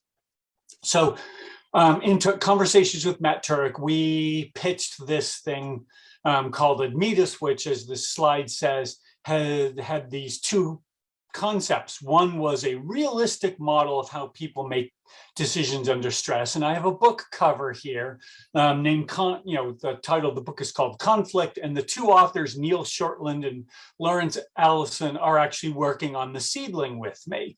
And so they're pretty much, you can actually say they're the guys who wrote the book about how people really make decisions under conditions of extreme stress. And I really love the phrase least worst scenarios, scenarios in which there isn't any good answer. There could be a natural human tendency to say, maybe I should put off making a decision because if I do, perhaps maybe a good option will somehow pop up. So the idea of a realistic model of humans making decisions under stress is then coupled with the notion of how do you design congruence between an AI and its human partners. Our original vision with the AI would help manage the cognitive and emotional load for the human partners and drive the team towards the best decision under the circumstances. So we got the funding you can see, and it's a 9-month period of performance. So we started work on the seedling. I have this green box. The new concept is alignment, because more recently, Matt Turek has gotten extremely interested in the notion of how do you align a human and an AI? This apparently is something of great interest and concern at the DoD in general. Alignment means this. If you have a key decision maker, and I think it's a background assumption that the decision maker is indeed an expert, how could you very quickly configure an AI so the AI could be an effective proxy for that human, that the AI would make decisions just in the same way that the human would? Again, you're assuming that the human has some savviness in this particular domain. So alignment is something that Matt Turek cares a lot about. So what's next for this? Well, Matt Turek is a few weeks away from announcing a full-blown DARPA program. The program is probably going to be called In the Moment. And instead of using, say, a battlefield set of domains, it's going to use a set of related domains that all, at the sort of in local space and time, think of a medical triage situation. You could expand that and say, well, slightly larger in scope, you could have mass casualty or first responder incident, and even larger in scope over the period of say, weeks and over a larger space, you could be talking about some sort of humanitarian disaster response. And so this program has been approved by the DARPA leadership and is going to be happening very soon. And the structure looks to be roughly that they're going to have these different technical areas. One has to do with thinking about human TA1, how people make decisions and how to computationally represent that. TA2, technical area 2, is actually people building algorithmic decision makers.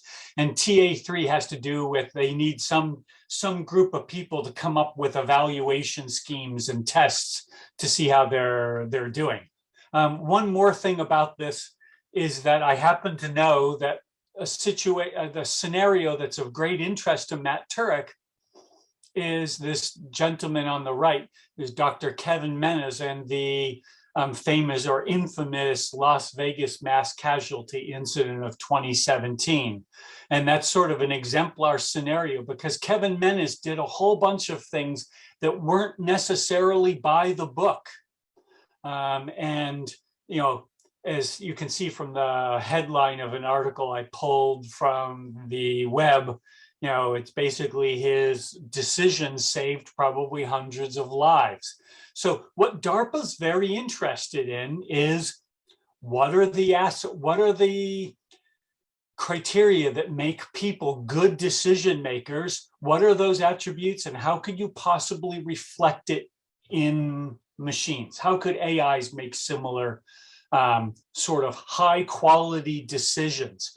Because I give you a simple example. One of the things Kevin Menes did is some of the things he did by the book. Other things he improvised and did something that was not at all standard procedure, and it worked out very well from him. You think there's an interesting trade-off there in terms of whether you follow the protocols or whether you improvise your own methods. The advantage of following the protocols is you can say, well, hey, I'm doing something that everybody recognizes is a good thing. And if everything goes wrong, I can at least say I did the best practices. The pluses of improvising, you might say, well, hey, I'm going to come up with something I think is better than what the standard protocols are. But of course, the downside is if things go wrong, you have nothing to stand on. You have to explain why the outcome was a disaster. Why did you veer from standard established protocols? So some dicey trade-offs that DARPA would like to explore. Now, I realize that in some sense, you'd say, well, these problems sound actually more existential in life and death, and not so quotidian. And I'll stop sharing at this point the slides, but the point is that this is just one of a bunch of DARPA efforts, or embryonic efforts in this area, where DARPA is trying to understand how are you going to build machines that are going to work well with people, even if you have an AI that's making life or death decisions. Matt Turk is very aware that some of the things that will make it successful are actually concepts we've been talking about today. For example, you might say, Eric made the comment earlier this morning that, oh, I decide to trust this colleague because we had a really pleasant water cooler conversation.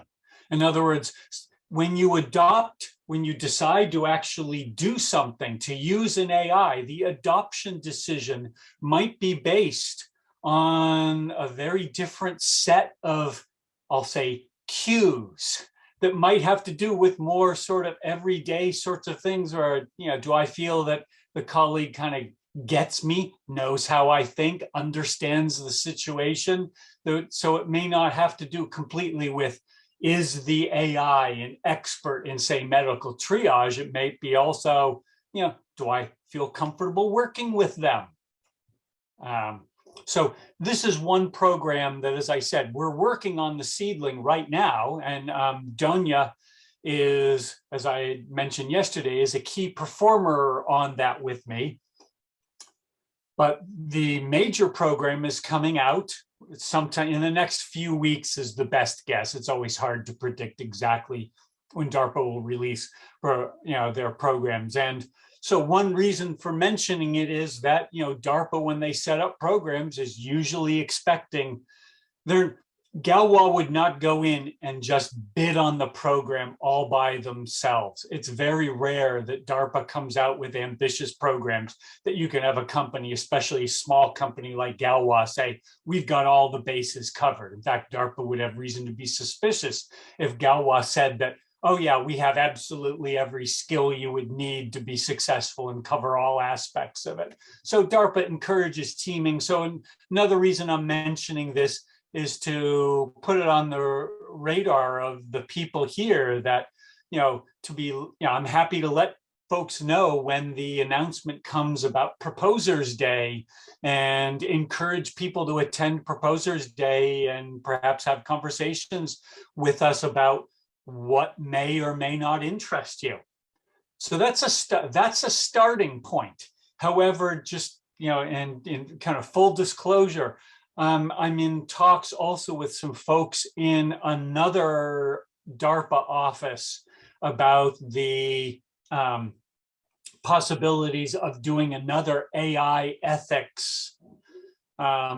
It's hard to describe it because it's still in very much of an embryonic state, but there are other opportunities. And, thanks to a conversation that Julie just had with Galwa's chief scientist, Eric and I both learned today that there's another DARPA program manager who might be extremely interested in the work that we're doing specific, or the thinking that we're doing specifically in the quotidian machine ethics space.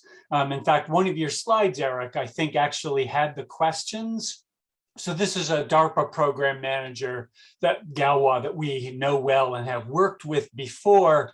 And so our chief scientist just this morning talked to us about, could we put a white paper together for this DARPA program manager? So the idea of putting a white paper together is to actually help the program manager build the program, shape the program. So it's getting in on the ground floor. So go ahead, Eric. Oh, okay. I was going to add, this is slightly higher level than just program manager too. Are we allowed to talk about who specifically chatted with John, or should we leave that a question mark right now? I guess question mark. Okay. I think question mark. Yeah, it's more than it. The indication we have is this is also going to inform DARPA investment in AI, and they're trying to better understand not just the next program, but a set of programs in these adjacent areas. Yeah, and I can also vouch that DARPA late last year hired some consultants to take a look at what is possible in this space. They were actually talking about in a very much of a policy-driven way, what could DARPA do? And what was related to me was the sense that the DoD wants to make sure that they get this right, or at least they don't get it wrong, and that if DoD cares about this, where they're naturally going to turn is to DARPA. Hey, DARPA, please let us know, how should we be thinking about ethics and AI? As a side note, even though we have the word ethics here, in some conversations I've had with folks, they're leery about the word ethics and they want to use the word values instead. And I half jokingly say, the reason for that is this: if you had a program on AI ethics, then would someone say, wait, does that mean all of your other AI programs are about unethical AIs? So I got the idea that ethics is a word they don't really want to use for fear that it would be misinterpreted. But it's certainly they are talking about these things, even if they say, oh, we're thinking it's values. How do you capture human values? How do you do machine decision making or human machine decision making? So these are the questions that we received just earlier today about the sorts of things that DARPA is still wrestling with. The fact that Matt Turek has a program coming out, that's not satisfying the whole space of things. So this is my long-winded way of saying there are real opportunities to help shape DARPA's research vision and get involved in things. So for example, if someone said, oh, my interest is in sort of things like adversarial machine learning or just adversarial reasoning, I could easily imagine fitting something like that in and saying, well, hey, if you're going to build these systems, you want them to be very resistant to somebody corrupting them or gaming the system in some ways. That could be something that you'd want to say as part of your pitch, that the systems you're building are fairly resilient. They're going to learn, but hopefully not learn the wrong things. Again, so so that's at a high level.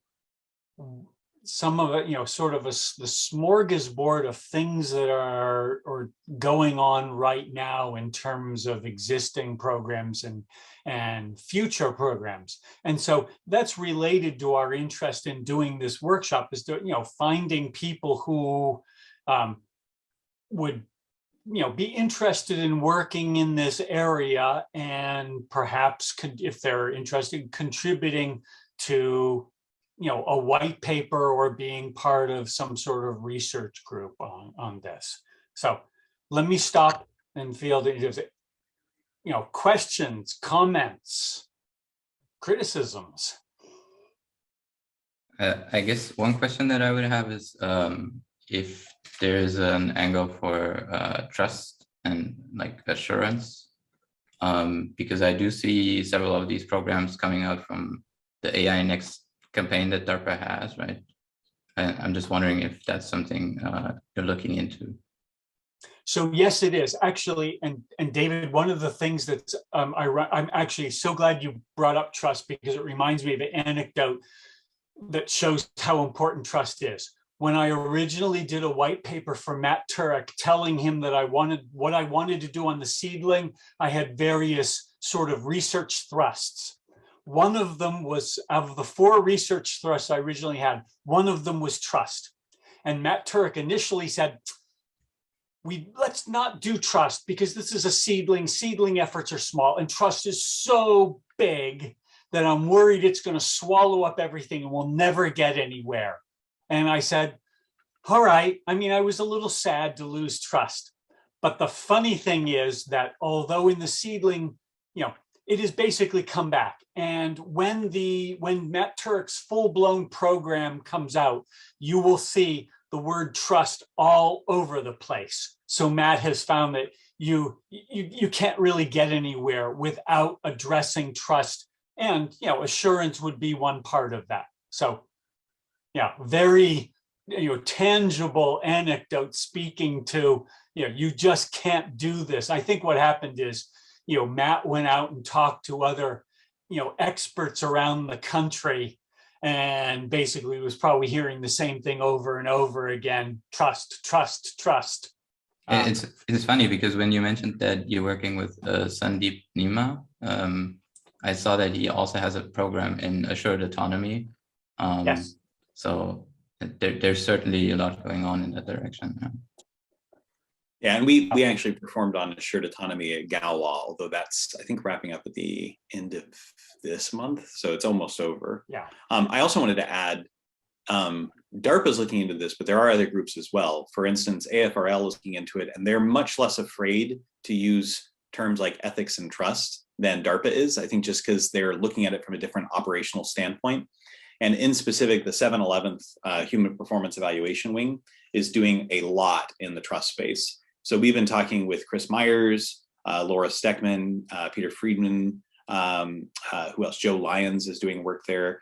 So there's things going on in both Dayton and in Rome from folks in trust adjacent fields. And they have been talking, we don't have a date yet because there's been a lot of issues on getting people on the new program.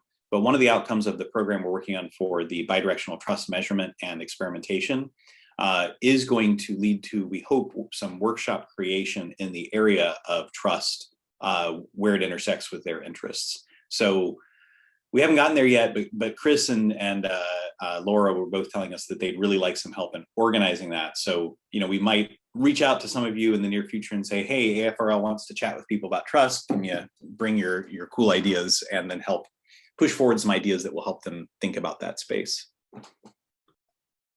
Yeah, I actually am going to chime in and add a couple extra comments to Eric's saying that AFRL would be a great place for us to put our efforts, because he mentioned the Human Performance Wing. And in addition to Eric's conversations, I've been talking to some people there, and they're very interested in building programs that are, some of the people are using the phrase human digital twin. I don't know how well, at this point now I've heard the buzzword so often, I take it for granted that everybody knows it, but that's not necessarily the case. But depending how you think about a human digital twin, one of the use cases is, imagine you have a mechanic on a flight line, and the mechanic is used to working on F-15s. But now they've been sent to a different site, and now they're going to be working on F-35s, and they haven't really been trained. But the idea is you can think of either literally or figuratively an AI sitting on their shoulder, and maybe they even have augmented reality glasses on, and the AI will say, hey, I'm aware of what you know and what your assumptions you're making about an F-15. Here's what's different. I'm going to actually help you and talk to you. I'm going to be your digital twin, and I'm going to help talk you through so that now you can actually get the repairs done on a plane that's different from what you've been trained on. This is a very precise scenario that has been described to me that's of great interest to the Air Force, and that and other things like it is a fertile area of research. And again, you can imagine that the decision of how a person will adopt, learn to trust the advice and be able to work well with again, we're talking about, say, everyday jobs and trying to actually have, meld a human and AI and make them effective as a team. So the idea of digital twin or human digital twin is of great interest to AFRL, and they're going to be putting a lot more research in that area. And so, of course, trust and assurance and robustness against adversarial attacks, all of that. And how is the system supposed to learn and react to you? I mean, because you can think about it, the human then should be a moving target. You just can't have the machine program where it says, well, here's how much you know, and I've got a script I'm going to go through to tell you what to do. Because the machine then should be watching the human and reacting to what the human now has been hopefully learning and growing, and the collective is also doing that. Again, fascinating questions. Imagine if you're trying to build trust, imagine the machine was nagging you all the time. Do this, do that. And at some point you might get irritated. I just don't like it. I want it to be more, more sensitive to realize I do know how to do this. I don't need to be, overwhelmed with information, most of which I already know. So there are all sorts of, fascinating design decisions.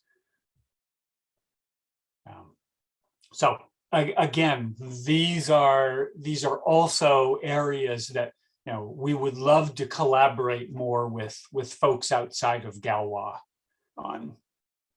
So again, with that, love to hear any reactions or questions people have about either these programs, or about how your own research interests intersect with this, or even if somebody if you're would be interested in joining an effort to put together a white paper or two for some of these folks.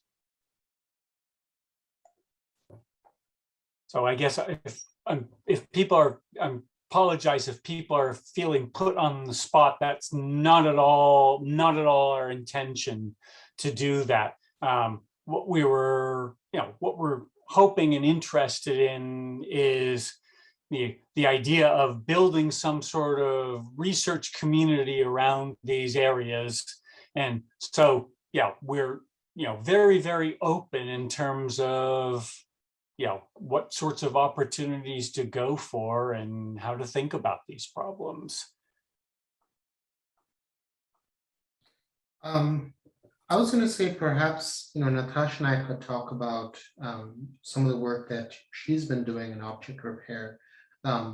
Trust over there is coming from a very different angle. But maybe Natasha, if you want to kind of talk a bit about, this is more in physical security of cyber physical systems.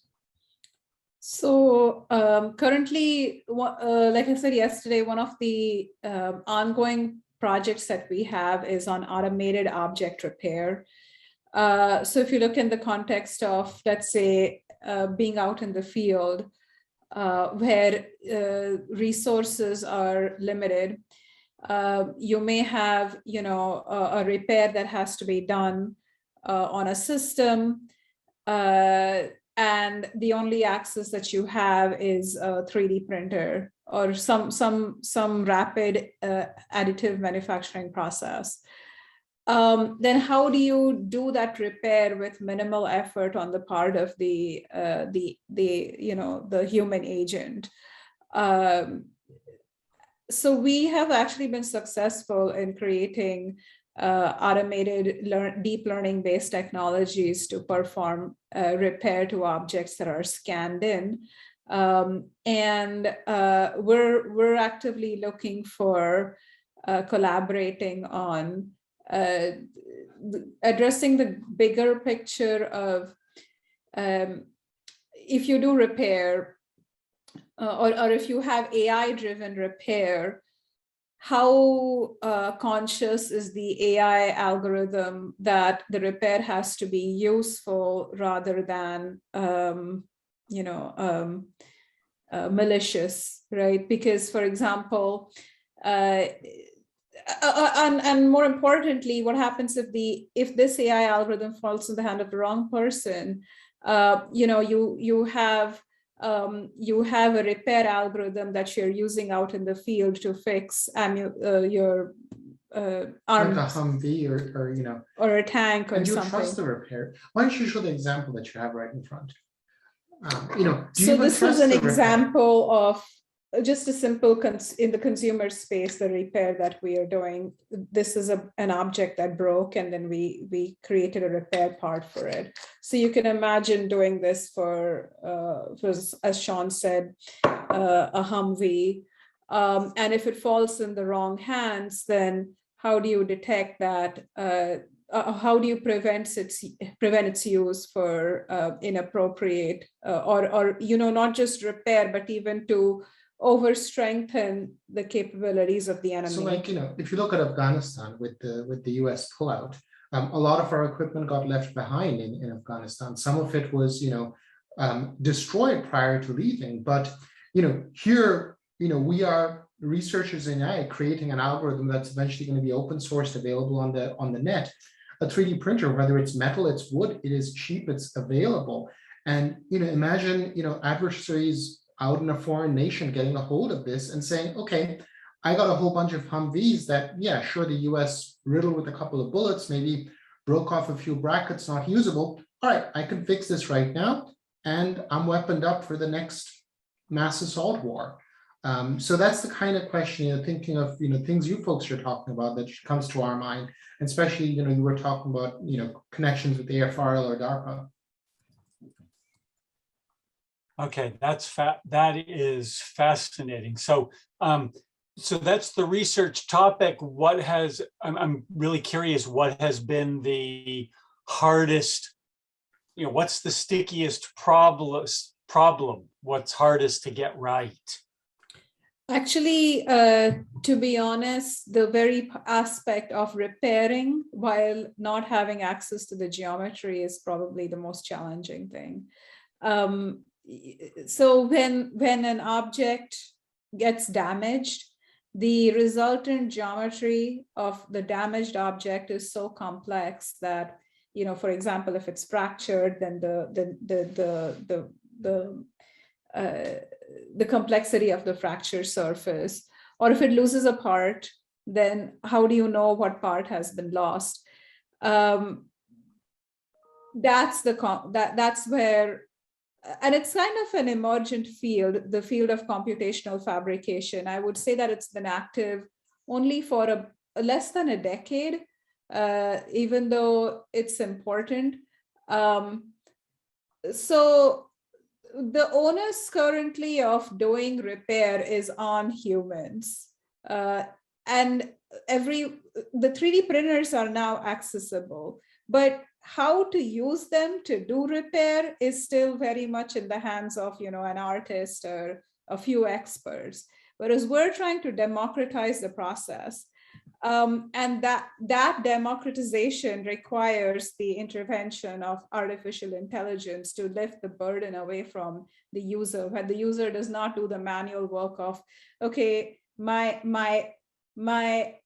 object needs this part fashioned with this kind of geometry. I don't know how to do it. I don't have the skill sets to do it. So my research is now looking at, well, the average user does not have to have those skill sets. We will automatically create the repair for you.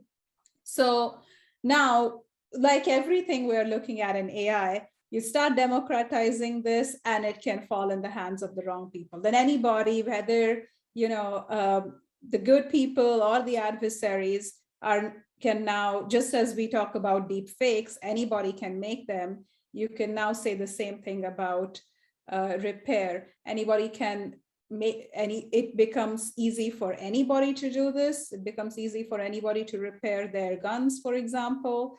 And then, kind of related to what Eric was saying, one doesn't want to know the damage that will spread. There's already been this concern that guns themselves can be 3D printed. So now add on to that the possibility of repairing just guns that have been deemed unusable. And I was going to add that, we're definitely not organic chemists, but if you see this going further in, we haven't even addressed the concern of when this join happens. Yes, it is a geometrically plausible, output, but if we look at AI doing this, if that join is not structurally sound, then you can get into this whole another realm of problems of, is this actually going to be functional in the long run? And if it fails functionally, if you're talking about, pipeline in Alaska that had to be repaired because you just can't get anything in over there.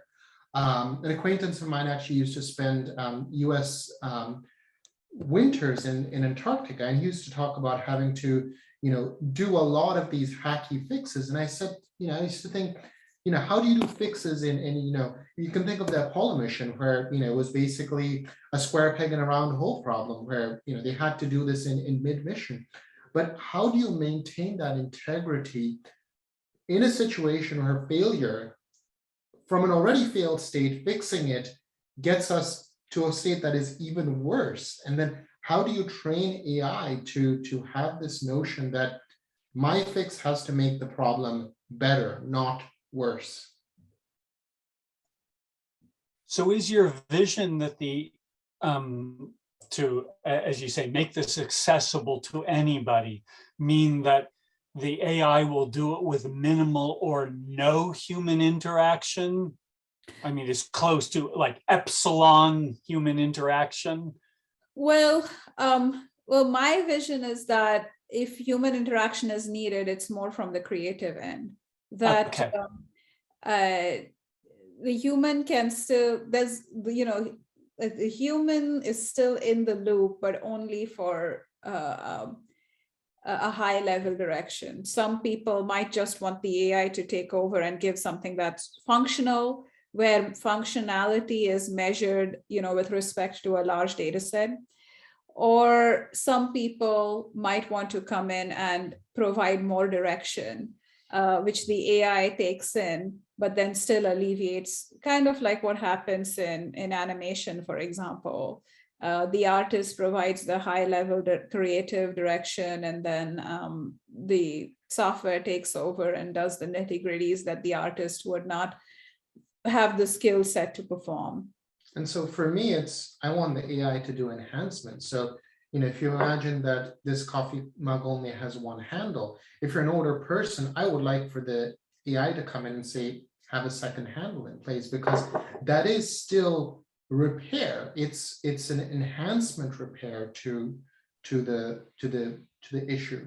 And there's also a lot of ongoing work right now in robotic self-repair, which is where this technology, I'm looking to push this technology towards as well. And then that gets into a whole host of issues that if you had robotic AI that can start doing universal self-repair, then how far can that robot go?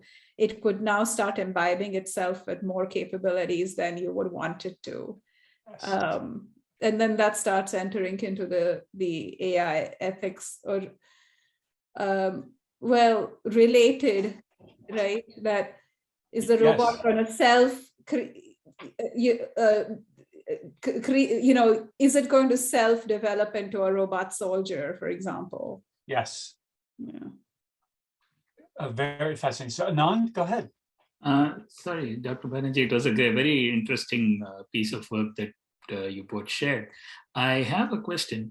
Do you also have, or I'm sorry if you answered it already and I missed it, do you have a means where it says something is beyond repair, or when repaired, it looks totally different from what it was supposed to be? Or, the reason I ask this is there's a follow-up question. I'm just thinking of any ethical. So if I don't want to repair something, can I say it's just beyond repair? You see what I mean? From a human's perspective, that's very much possible. But what is your take from a machine's perspective on that? No, so the first part of your question, we're actually simultaneously looking at, that's something that while I'm having my graduate student look at repair, he keeps coming back to me and saying, we need to first look at whether an object can be repaired or not. Because if you take a dish and shatter it, then we would say naturally it's beyond repair. But that is, as you pointed out, that's more benign, right? We know that we cannot collect the pieces together and repair it. It would be impossible.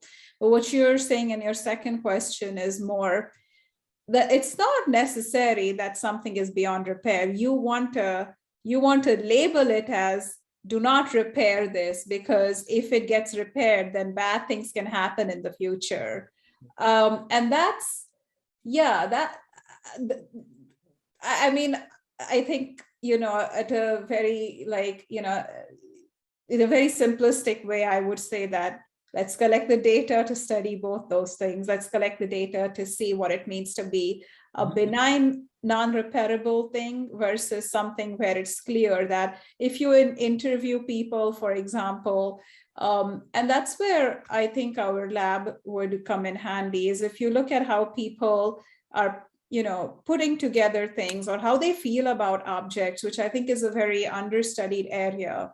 What does it mean to feel anything about objects? But I think we do. I think we have sentimental connections with objects that are shared as gifts with us. So in that sense, I'm sure we can, going by what Anand was saying, we can explore even more how people feel about if this object falls in the hands of the wrong person. So then if this object breaks and then falls into the hands of the wrong person, how can we ensure that any AI associated with repairing it is prevented from repairing it?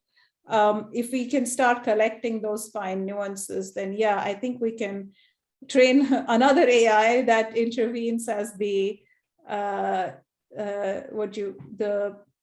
check on the repair AI, like the guide. Sorry, I don't mean to take more time. I just go ahead. So when you're talking about repairs, from my understanding, you're looking at repairing objects. But how do you see the scalability for repairing some big items like cars? The reason I ask is every time I go to a car mechanic, I'm convinced that I'm going to die in the next half hour. Or if you don't change this, if you don't change that, if this doesn't happen, that doesn't happen. So I have a feeling that an AI is going to be less intimidating in that sense. It's not going to say do it now or else kind of. So is there a way, at least do you think this can be scaled to an extent where somebody can run the AI on and at least verify if the mechanic says is reliable or something like that? I mean, I know it's not something that can be done over the next 6 months, but I'm just asking your thought on how scalable it is for I could answer that. So, you were using the car as an example. That's a relationship where, you are trusting a human agent, and over there, you want the AI to be your checksum, where it says that here the human is actually your adversary. Here your AI is actually your friend. And that's a world where the internet has made it possible. I do all our car repairs at home. I am very much a person that refuses to take any of our vehicles to a mechanic. And I always tell people is that if you have a question, this is a place where the internet is actually your landmine of information, because someone else has looked into this problem, whether it's on Reddit, whether it's on YouTube, whether it's on Quora.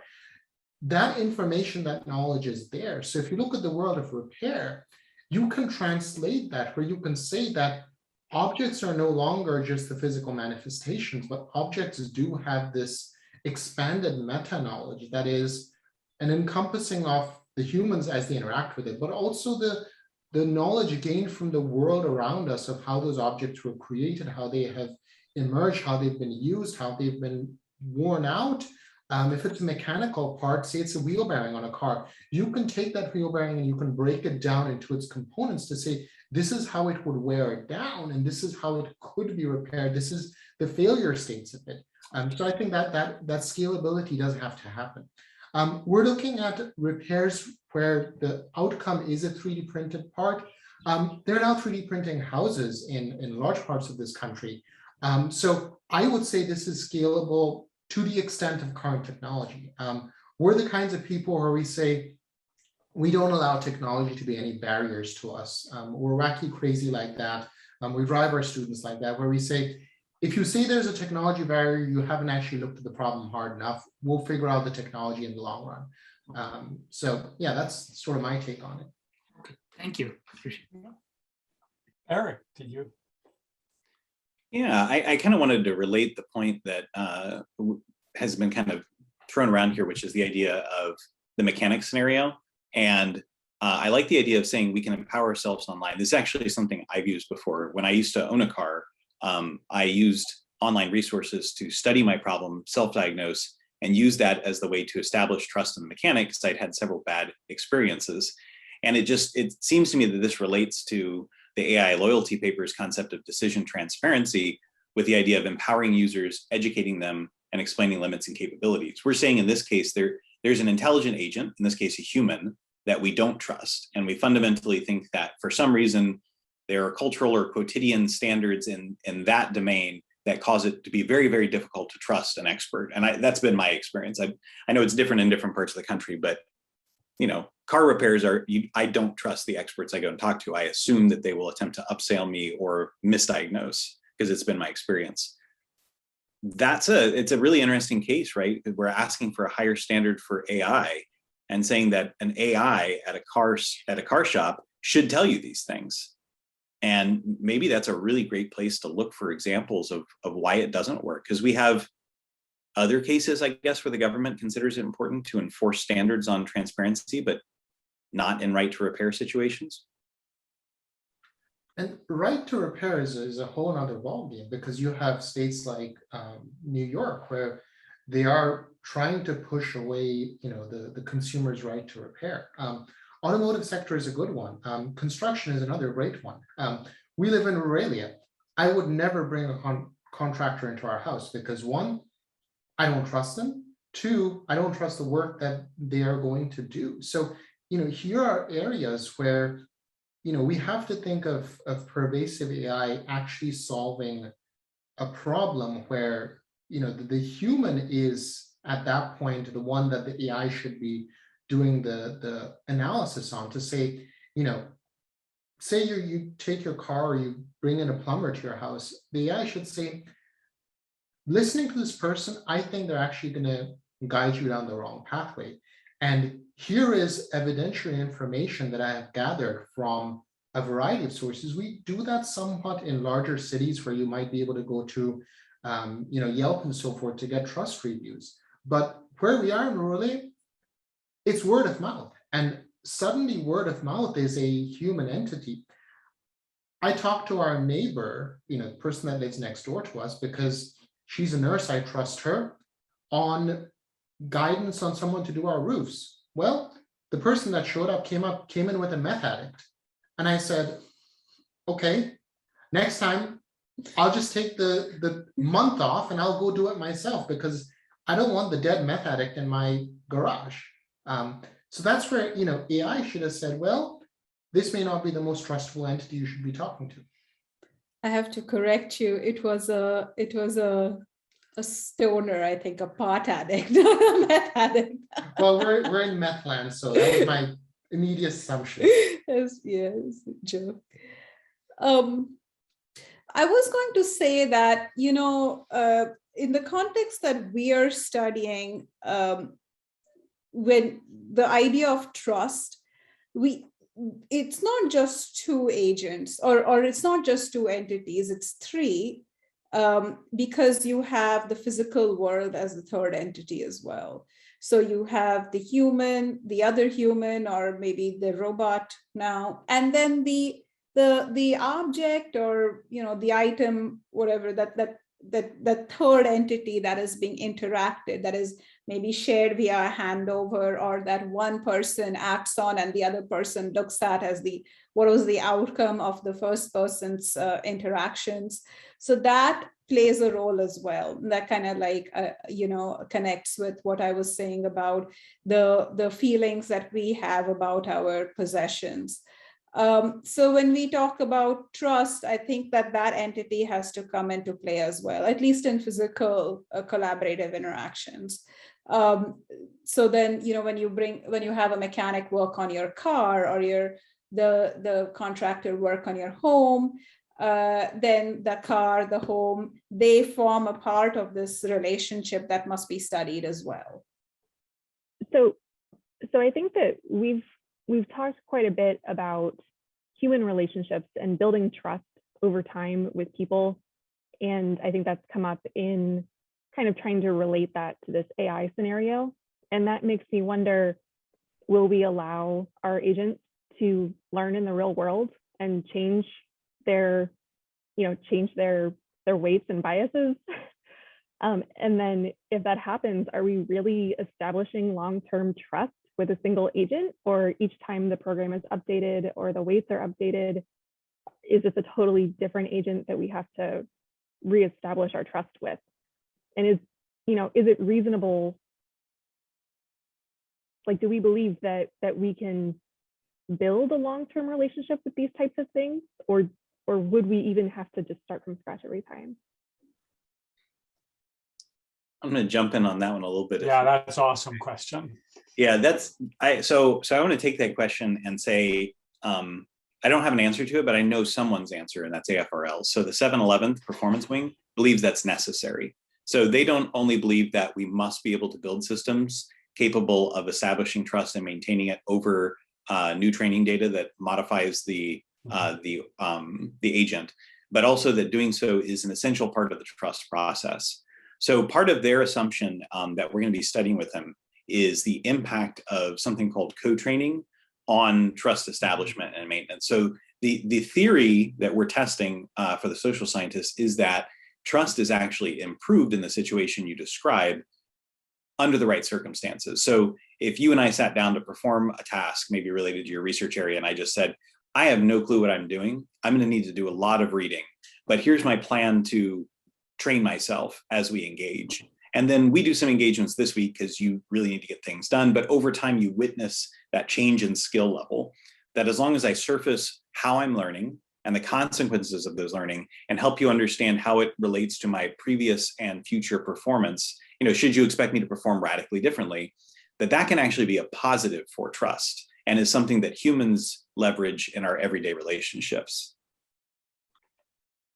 Yeah, I love that question, Jessica, because it seems to me, whenever someone asks me a human AI kind of question, I think about, well, how have human beings been solving the problem with just relationship with other humans? And it's certainly the case even with other humans. You can say, I have built a relationship with a colleague. How do I know that over time they're not kind of like diverging from us in some way that I should stop? And it's interesting to think, what are the signals that a human gives you to say that, I'm growing and changing, but I'm still somehow we're aligned, and the person you talked to last month and could trust these things, I'm fundamentally, something hasn't changed where you did. So I think that's a fascinating thing for humans. We must do assessments that, this person is still, we're still okay. Yes. Yeah. And that's kind of what I was thinking about also, was that, you kind of assume that someone's probably not going to completely shift their values overnight.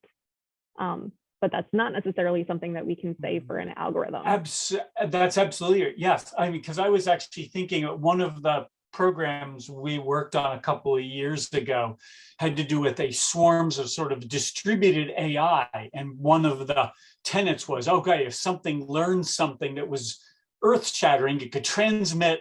And so it's, yes, with software, you'd say, well, what if it is sort of reconfigured itself, starting from scratch? I think that's absolutely fascinating. So it says, and you would hope if a human does it, it's going to say, just to let you know, I used to be scared of heights. Now I love them. And just when I'm babysitting your children this week, we're going to be doing a lot of, daredevil activities. You would hope they would at least tell you that so you could recalibrate. Well, I'm not sure you are the right babysitter for me anymore. yeah, so how do we do that with what sort of signals can the machine send, or what sort of, how do we navigate that? So anyway, I love the question. Yeah, and I really like the response that Eric had also, because it speaks, what that says to me is that the way that we design these trustworthy AI is important, and that our requirements on them to gain our trust and to maintain their trust need to be, built into our development process. Yeah. Yes.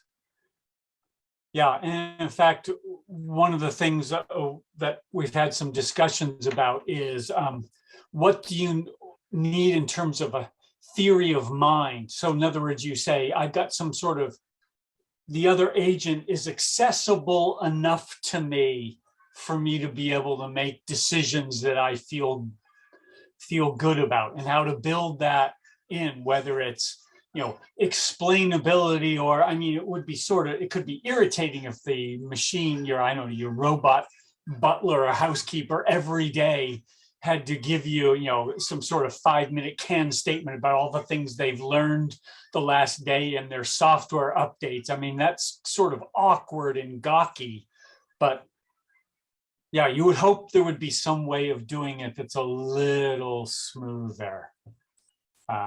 Yeah, but again, I actually think that the question you just asked really goes to very much the heart of building these partnerships successfully. And it's very, Eric, gave you his answer about AFRL, and,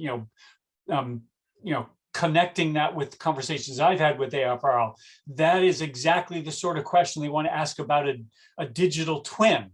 If you've got some sort of digital twin that's also supposed to represent, it's supposed to know about you, it's supposed to be smart and do the right things, and how does it navigate what it's learned and still keep, again, accessible to you. So I was going to suggest, looking at the time that we take, it would be, one last break for the day, and maybe Sorry, David. Sean had his hand raised. I just wanted to see if he had a comment. I'm so sorry. I'm so sorry, Sean. It's all good. I was going to say, I will offer up Natasha in my lab if anyone wants to study this, this evolution of trust, bidirectional trust. It's a massive multi-camera space with color cameras and thermal cameras and depth cameras and microphones and SEMGs, and come visit us in Ruralia of if you're okay with cold weather. It's open, and it's something that we've been talking to a lot of people about is, give us the problems, because that's what we designed this space for, is to ask these big questions. We've got the compute, we've got the storage. Right now we're collecting a massive data set on, two-person interactions. We're anticipating about 200 terabytes of data that's going to be collected by next week. So it's, that's the kind of spaces we have available if anyone's looking, facilities. Yeah, that's really compelling. It is a very impressive, the slides that you showed yesterday with, lots and lots of sample visual images of different kinds. So it does look as if you can gather a lot of information about the interactions, not just what's explicit, but even the nuance, the nuances and the implicit aspects of it. So, so I appreciate the offer, and I would love to take you up on that. So looking at the time, so Eric and Julie, we should, take, one last break and then reconvene. We can, our sort of last session, we can talk about maybe a little bit more, concrete next steps in terms of, say, crafting a white paper or two and getting a sense of, would people like to be involved and how, and so why not, let's see, it's close to 11:40. I don't know, Julie, do you have a strong sense of how long our break should be? Let's do another 15 minutes. Does that work? So, okay. All right. Let's say come back at 5 till. Okay. Okay. I have to drop off because I have a class I teach on Thursdays. Oh. So Okay. thank you. It was a pleasure being part of the conference. Thank you so much. Absolutely, yeah. And if there is a way, if you could share the recording so that I can catch up on the part that I missed, because that I would love to be in that last part where we discuss what we do from here on. And Oh, absolutely. And so Anand will definitely be in touch. thank you so much. I really appreciate it. Sure. And nice meeting everyone. Take care. Yep. Meet like-minded, hopefully an opportunity to meet like-minded researchers and hopefully engender some enthusiasm for getting involved in future opportunities that might be, relevant to your research interests. And so during the break, I was thinking that one of the best ways of maybe doing this, I am delighted to again open it up to people having, questions or observations about things that they have seen in any of the briefings or earlier conversations. But I was also going to suggest that one of the things to do would be for, to try to summarize briefly some of the opportunities that are in questions that we think that DARPA and AFRL is interested in having us answer, and then just offer up to folks. We would love to, if you want to get involved, we would love to hear from you, because we are in the process of, building teams to go after particular opportunities. And, it would be great to work with you is pretty much the way I think about it. But again, I don't want to, stop any sort of conversation and discussion in its tracks. So I don't know if there was anything over the break that anybody had any sort of, epiphanies, either small or large, about, what the pressing questions are in this area, or what they're most enthusiastic about. So I certainly, before Eric or I launch in, love to open it up. So Sean, please. So I was going to say, I'm all for, helping find money. It's our bread and butter. Money is always good to, keep the lights on. So I would say from our end, I think we're very much gung ho. Maybe just sort of a broader picture. Natasha and I are going on sabbatical starting this summer and this fall. So I think, if there's longer term opportunities that you folks might want more dedicated time from us, where, we're no longer sort of burdened by our academics, we're definitely in for it. Also sort of a small world anecdote. You guys were talking about Matt Turek. Matt got his undergrad from our institution. Yes. And he was at Kitware. We actually have a program with Kitware where their employees do get masters through Parsons, the program Natasha and I set up. So, it's rather hilarious that, the world is rather small. It is actually, that's a great anecdote. Weirdly enough, Sean, the last time I was on the phone with some folks, I think it was at GE Research, and mentioned this program. And one of them said, "Oh, Matt Turek, I used to work with him at Kitware." I'm thinking, how large is this Kitware? I mean, because that was the second time I'd heard, again, a small world anecdote revolving around Matt. So, anyway, thank you for that, Sean. That's, as I said, so it sounds like you're saying your sabbatical is starting this summer. Yeah. I will say faculty have come to Galois in the past to do sabbaticals. So that might be a conversation to have, Mm-hmm. I came and just never left. So, I was going to say that since you folks are talking about HMT,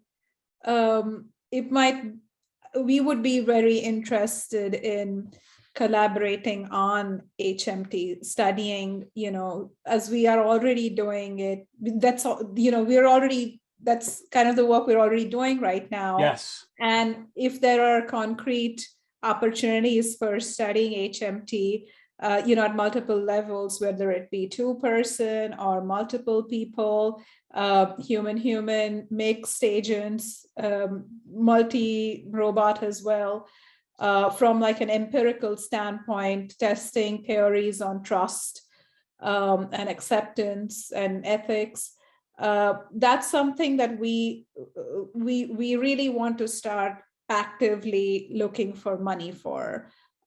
So, as Sean said, count us in for something that is along those lines. We would love to be a part of it. So something concrete, and I'm thinking, something where we can really do this long term, where we leverage our sabbatical, is if we can work with you folks more directly, where we maybe even start soliciting, through a white paper funding, as quickly as possible, and as we head into our sabbatical, doing the research with you folks, and really see where that goes. So I think we're very energized. This is actually a lighter semester for us in many regards on the teaching end. Machines kind of chugging in our lab, so time is a bit more available for us this term. Yes. So, we're all in. Okay, well, that's good to hear, because we can go into details offline at some point, but there is somebody that I'm talking to at AFRL who the empirical work that you just described would absolutely be something that I know he would be interested in as part of a package, of a part of an offer that we are literally just starting to build. Because Galwa does not have the infrastructure that you have. Wonderful. And frankly, the expertise also in doing something with that infrastructure. So thank you for that. Yeah, that we should absolutely talk about that.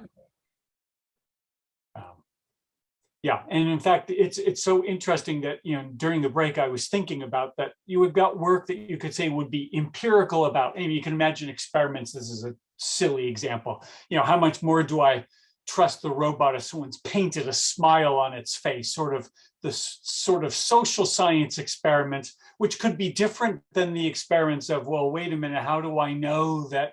On the algorithmic side, to sort of Jessica's kind of comments, how do I modulate the amount of learning that it does and make sure that that learning is sort of headed in the right direction, whatever right means, which is, and then to, touching on things that David cares about in terms of, well, how can I make a sort of assurance case to somebody that, you can take it to the bank, all these algorithms, they're going to work the way that they were advertised to.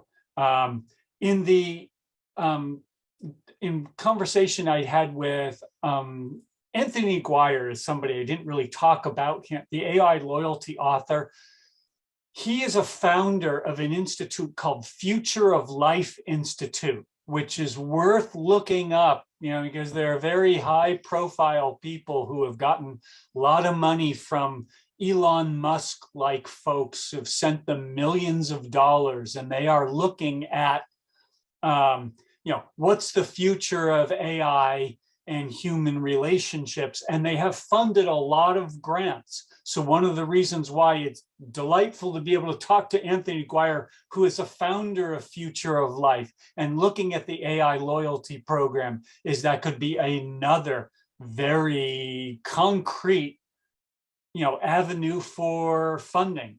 My reading of the AI loyalty paper is you've got possible conflicts of interest. How do you know that your bot is working for you? Or if something goes wrong, who do you blame? Is the blame just so disseminated among, you imagine you've got a company that builds these household robots and they're getting software from all over the place and components. And you say, how do you allocate the blame if something goes wrong? Who's responsible for that? Future Life Institute has been funding people who have been doing work on the algorithmic side for algorithmic or mathematical guarantees of good behavior. Some people use the phrase friendly AI. How can you program your robot to make sure that it's somehow got a positive orientation towards human beings? So these are topics that Galois is we're very interested in pursuing, and also, so not only speaking to the empirical social science side, but also the algorithmic or trust or assurance side of things. So that's why I, again, would absolutely love to hear from people afterwards. If you let us know if anything that we have talked about, resonates. Because we have all sorts of opportunities, whether it's Future of Life or AFRL or Darpa. Something that really interests me is these big machine learning models and neural networks, their interpretability, and basically trying to figure out why it's behaving in a certain way, and are there biases, example, in the data or in the model itself, which are trying to take the model towards a particular direction, which may not be the desirable direction. So I don't know how much this ties in with trust specifically, but I was wondering if DARPA or other funding agencies have interest in this kind of stuff. And I think the answer is absolutely yes. To give you an idea, an example, Surya, I was recently talking to somebody at different DARPA office who is interested in the future of swarm robotics in very tactical situations. And the idea that these swarms are communicating and sharing information, although it may be bandwidth limited, and they're trying to learn as a swarm and get information to the right place. And how can you trust that information, especially in a world in which the events, the dynamic tempo of the events is changing so rapidly. So it's not good enough for every member of the swarm to like update each other once a week or once every day with the things that they've learned. So there is a great deal of interest in exactly this question. And I was asked, what could Galois do about adversaries in particular who would be working against these systems and trying to corrupt and inject sort of bad lessons learned into the collective. This is something we're looking at in the crisis decision-making space with Joshua Elliott. For instance, he's not calling it trust, but he calls it model skill. And he looks at like diagnostic and prognostic skills. So in other words, his trust is very much a focused conditional trust in certain areas, although he doesn't think of it that way. And he's very interested in building more trustworthy models and more trustworthy evaluation tools, because we just haven't gotten good understanding of what trust actually looks like in a lot of these models in practice during COVID-19. Yeah, my sense is there are lots of opportunities, and it's larger than just even that Galois has some expertise in this area. It would absolutely be bolstered by other people coming in with their unique expertise. And so basically, we really want to hear from you if anything that we've talked about is compelling. So Sean. Thank you. I was going to say a couple of things. One, maybe towards you, sorry, thinking about your talk yesterday. A lot of the work we think of is in terms of, looking at low power for AI. I love making this joke to people, is that we consume about 50,000 watts of power in our lab alone. And, we're supposed to be a green campus, which we're hardly not a green campus. And, we've started scaling down a lot of our work to, things at a Jetson Nano or a Raspberry Pi type scale. We've got a couple of drones we're building in-house. You were talking about, David, you were talking about the drone swarm. So that's also something of a big interest for us, is this, heterogeneous space where, you know, the sensing is heterogeneous, you know, looking at low power, still maintaining these communications and interactions, especially in areas where, you know, resources are constrained. You might have adversaries that are, you know, human or AI based. So that's one area that's of interest. And particularly for Natasha and I, we're really pushing on this future of work that NSF has. And we're looking for really dedicated partners on this. You folks were talking about digital twins, and we work with the local company that does, not local, they're in New York City, that does blue collar AI. So that is an area that we're very much interested in, because, you know, that is a domain where, you know, I've worked with the local farming community on a project in you know, with bovine identification, and, you know, the kinds of questions that they're asking is, you know, how do I trust your system? Is it going to put me out of a job? Is it going to be even usable? So we have, you know, 2 future of work projects. One is on this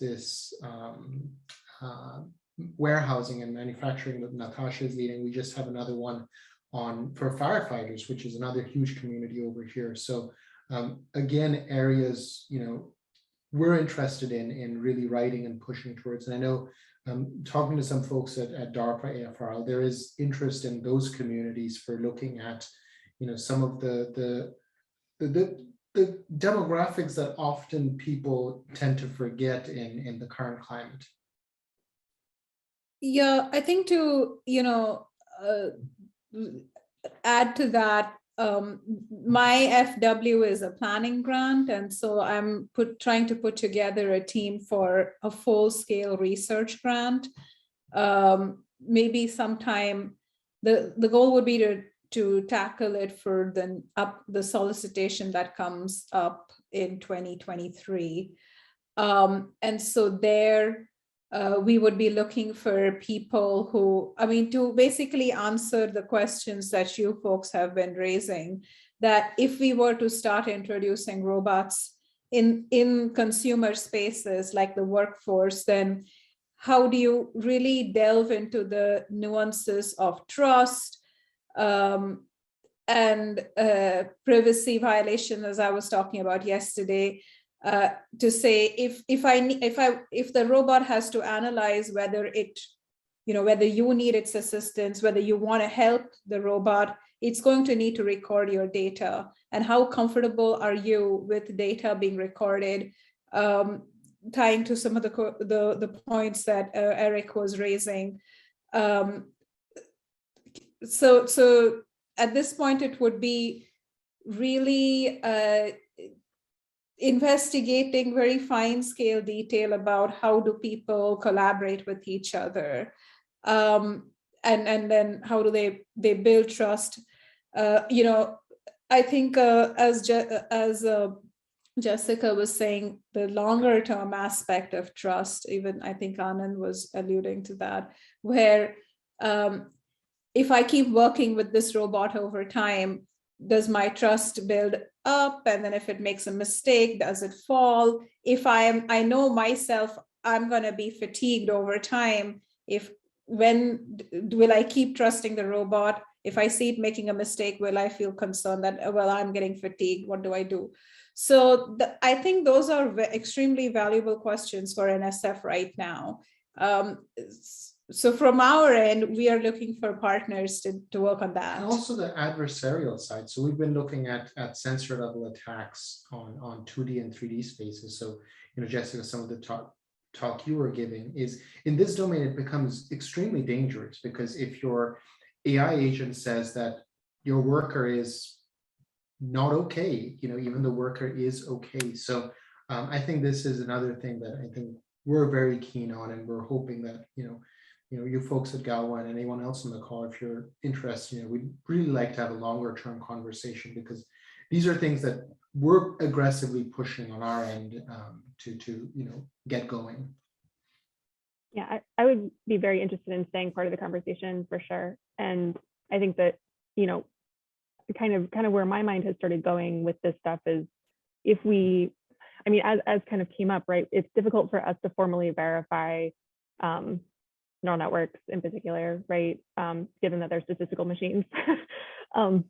And so can we then, so what I've been trying to think more about is like, if we have formal methods that can provide us boundaries and safety boundaries or trust boundaries, some kind of like real well-defined boundaries, then can we use that to help us define a safe space for our other algorithms that we can't formally verify to live in? And then how do we incorporate those into, you know, either modifications we need to make to the algorithm in order to maintain that boundary for our algorithm, or modifications to training, things like that. So we currently have an IRAD bid in, it's a competitive IRAD bid to start looking at this stuff. So I'm hoping I'll hear in the next couple of months, hopefully be able to start working on that. So that would be, I think, highly applicable and, you know, in line with a lot of the stuff that we've been talking about. Yeah, if that work, if we follow up on that work, I would be very interested actually, because the mechanics of why neural networks work and what makes them tick, that's a very big research area for me. Yeah, I think one important aspect is also modeling the adversary, right? Because in the traditional setting, you not only want to protect the system by making defenses and mitigations and so on, and trying to understand how they work, but also really understand the context that the adversary is operating under. And that's something where I think a lot of modeling still has to be done. There's a lot of groundwork that needs to be done. And incidentally, just this morning, I came across a paper that might be of interest in that sense. So I'll probably put that in the comments here or something. Oh, wonderful. So I was going to say, to respond to a bunch of the most recent comments, a discussion that I had with some folks in the Darpa's Tactical Technology Office. They are so interested in adversarial reasoning and trying to keep things whole and working in some sort of contested space. So to Jessica's comments about some safe envelope, to be able to even say, okay, I've got adversaries who are attacking it, but if I have I can keep it within this sort of safe shell, then I can still continue to operate, and that I can reason about what the adversaries are doing. These sorts of things would be catnip to what Darpa is talking about right now in TTO, the Tactical Technology Office, even more so than I2O. Yeah. So go ahead. Sorry, I also think that, like, I think largely the reason that I was interested in looking at this is because, you know, this is the way that I trust something. It's like, if you can tell me this is my boundary and I guarantee I'm going to stay in this boundary, then like that makes me much more comfortable with something like an algorithm and understanding, you know, at least if I can define what that boundary is for that algorithm, then I can trust it and I know that it's okay and I don't have to, you know, pay such close attention to it. And the interesting question is, would you trust it if you knew it was a probability? Right. And so then that's the interesting question. Because I've done so much with like adversarial machine learning, and I'm like, okay, like I know there's like, you know, these boundaries are pretty easy to capitalize on. And so, you know, I don't trust those algorithms in high risk scenarios. And I don't think we have the theory available right now to, you know, to really trust neural networks on their own, which is why I wanted to pull in other fields. So, I mean, it's also sort of anecdotal, but from the work that I've previously done in like traditional system security settings, people have tried to come up with what's called probabilistic defenses. So let's say randomization-based defenses. You randomize, for instance, the location that a code is placed, and then the attacker doesn't know and has to discover the location, so it makes it harder for them to conduct an attack. That is something that, well, I would say, like, historically speaking, it's just not very successful. It's easy to like deploy these defenses, but security-minded people and conferences at this point really don't like these kinds of defenses, because if you scale them up, the attacker really only needs one system that they are able to compromise. So if you have like 1 million Alexas or whatnot, and even if the percentage is low for any given of them, at scale, it's not, right? So, and that's something that I think these types of defenses have as like a common thing that people often overlook. Yeah, and in fact, there are certain fields where neural networks are practically banned. For example, financial advising. Like I have a friend who works in financial advising, and they absolutely cannot use neural networks just because people don't know what's going on inside the black box. So they cannot trust that. So what I'm hearing is there certainly seems to, there is interest in continuing these discussions about these, specific opportunities afterwards. So I think that's one of the way. I'm just going to assume that, the people here have at least to some extent opted in, and we're going to reach out to you about some of these opportunities and find out exactly which ones are appealing to you and where you'd like to get involved. Because basically what the things I'm hearing are, very complementary to, say the work that Eric and I have done. We could absolutely use the expertise and enthusiasm. So in fact, over the short term, certainly I will let people know as soon as I get intelligence information about when the Darpa, again, it's probably going to be called In the Moment, when that program comes out a couple of weeks from now, because there are aspects of algorithmic trust and assurance that are going to come up in that. That is absolutely one of the technical areas. So, I'll reach out and let people know. And, if folks are interested, we could have some sort of powwow after the Proposers Day, and talk about possibilities for teaming, what the shape of the program looks like. And that's just for that one DARPA program. I mentioned Anthony Aguirre, and Anthony's already expressed interest to chat with Eric and I about just the Future Life organization and what they're funding and the AI loyalty paper. And so I want to offer up on that is that after Eric and I talk, we'd be happy to send out sort of a summary of this is what we've learned. This is what might be some concrete next steps. Is anybody in this, group interested in coming along, being part of that as well, in addition to the AFRL efforts that we have in the works. So yeah, okay. So that's a thumbs up from somebody. I'm seeing at least some smiles. So I'm going to take that as a good thing. I mean, I have very much appreciate the, getting a chance to meet all of you and hearing about your research areas and hearing your comments and, your,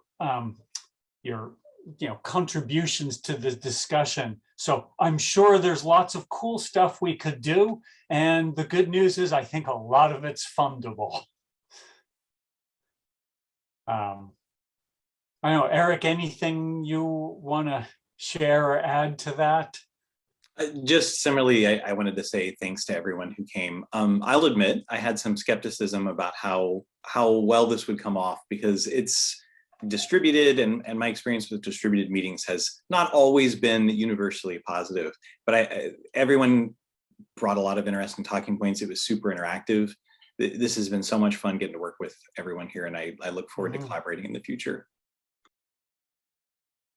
Yeah, I just personally, I think the subject area is so fascinating because it allows you a chance to not just talk about algorithms, but also to think about people too. That, it's not a matter of necessarily, well, hey, I've got a mathematical proof, and you'd say, well, yeah, how much, that just doesn't cut any ice. with these people in a real world situation who want a, the trust is having those proofs are great in these circumstances. In other circumstances, what you need is a different kind of, I'll call it, proof. So the questions aren't going to go away, whether it's, sort of quotidian problems or existential decision-making problems. I just think there are more and more opportunity to, build systems and make some good decisions before all of this stuff is actually built and implemented and out there and it's too late. So, yeah, again, I very much appreciate everybody's attendance and, their contribution and participation.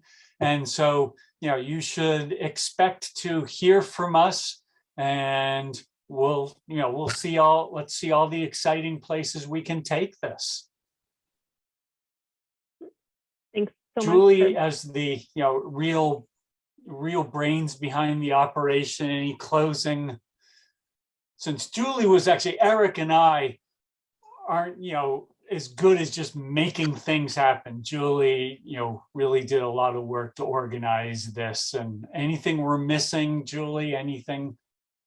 I think you covered everything. Thanks from me also for everybody who participated. And we may send you a follow-up email with a couple questions just to get some feedback on how this was for you, because we'd like to do potentially more workshops in the future, and they may take different shapes with different topics. So we want to get your feedback on that. So I would appreciate if you could respond once we get that sent out.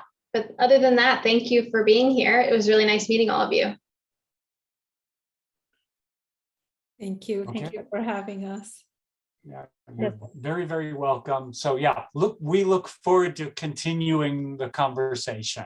So yeah, and we should say, if you're ever in Arlington, Virginia, or Portland, Oregon, or Dayton, Ohio, please come visit us, because that's where our offices are located. Yes. Yeah, absolutely. Face-to-face conversations obviously have benefits that these just aren't going to feel the same. So again, thank you, and enjoy the rest of your day and week. And again, we look forward to continuing the conversation with you. Everybody. Thank you very much. Bye. Thank you. Bye-bye.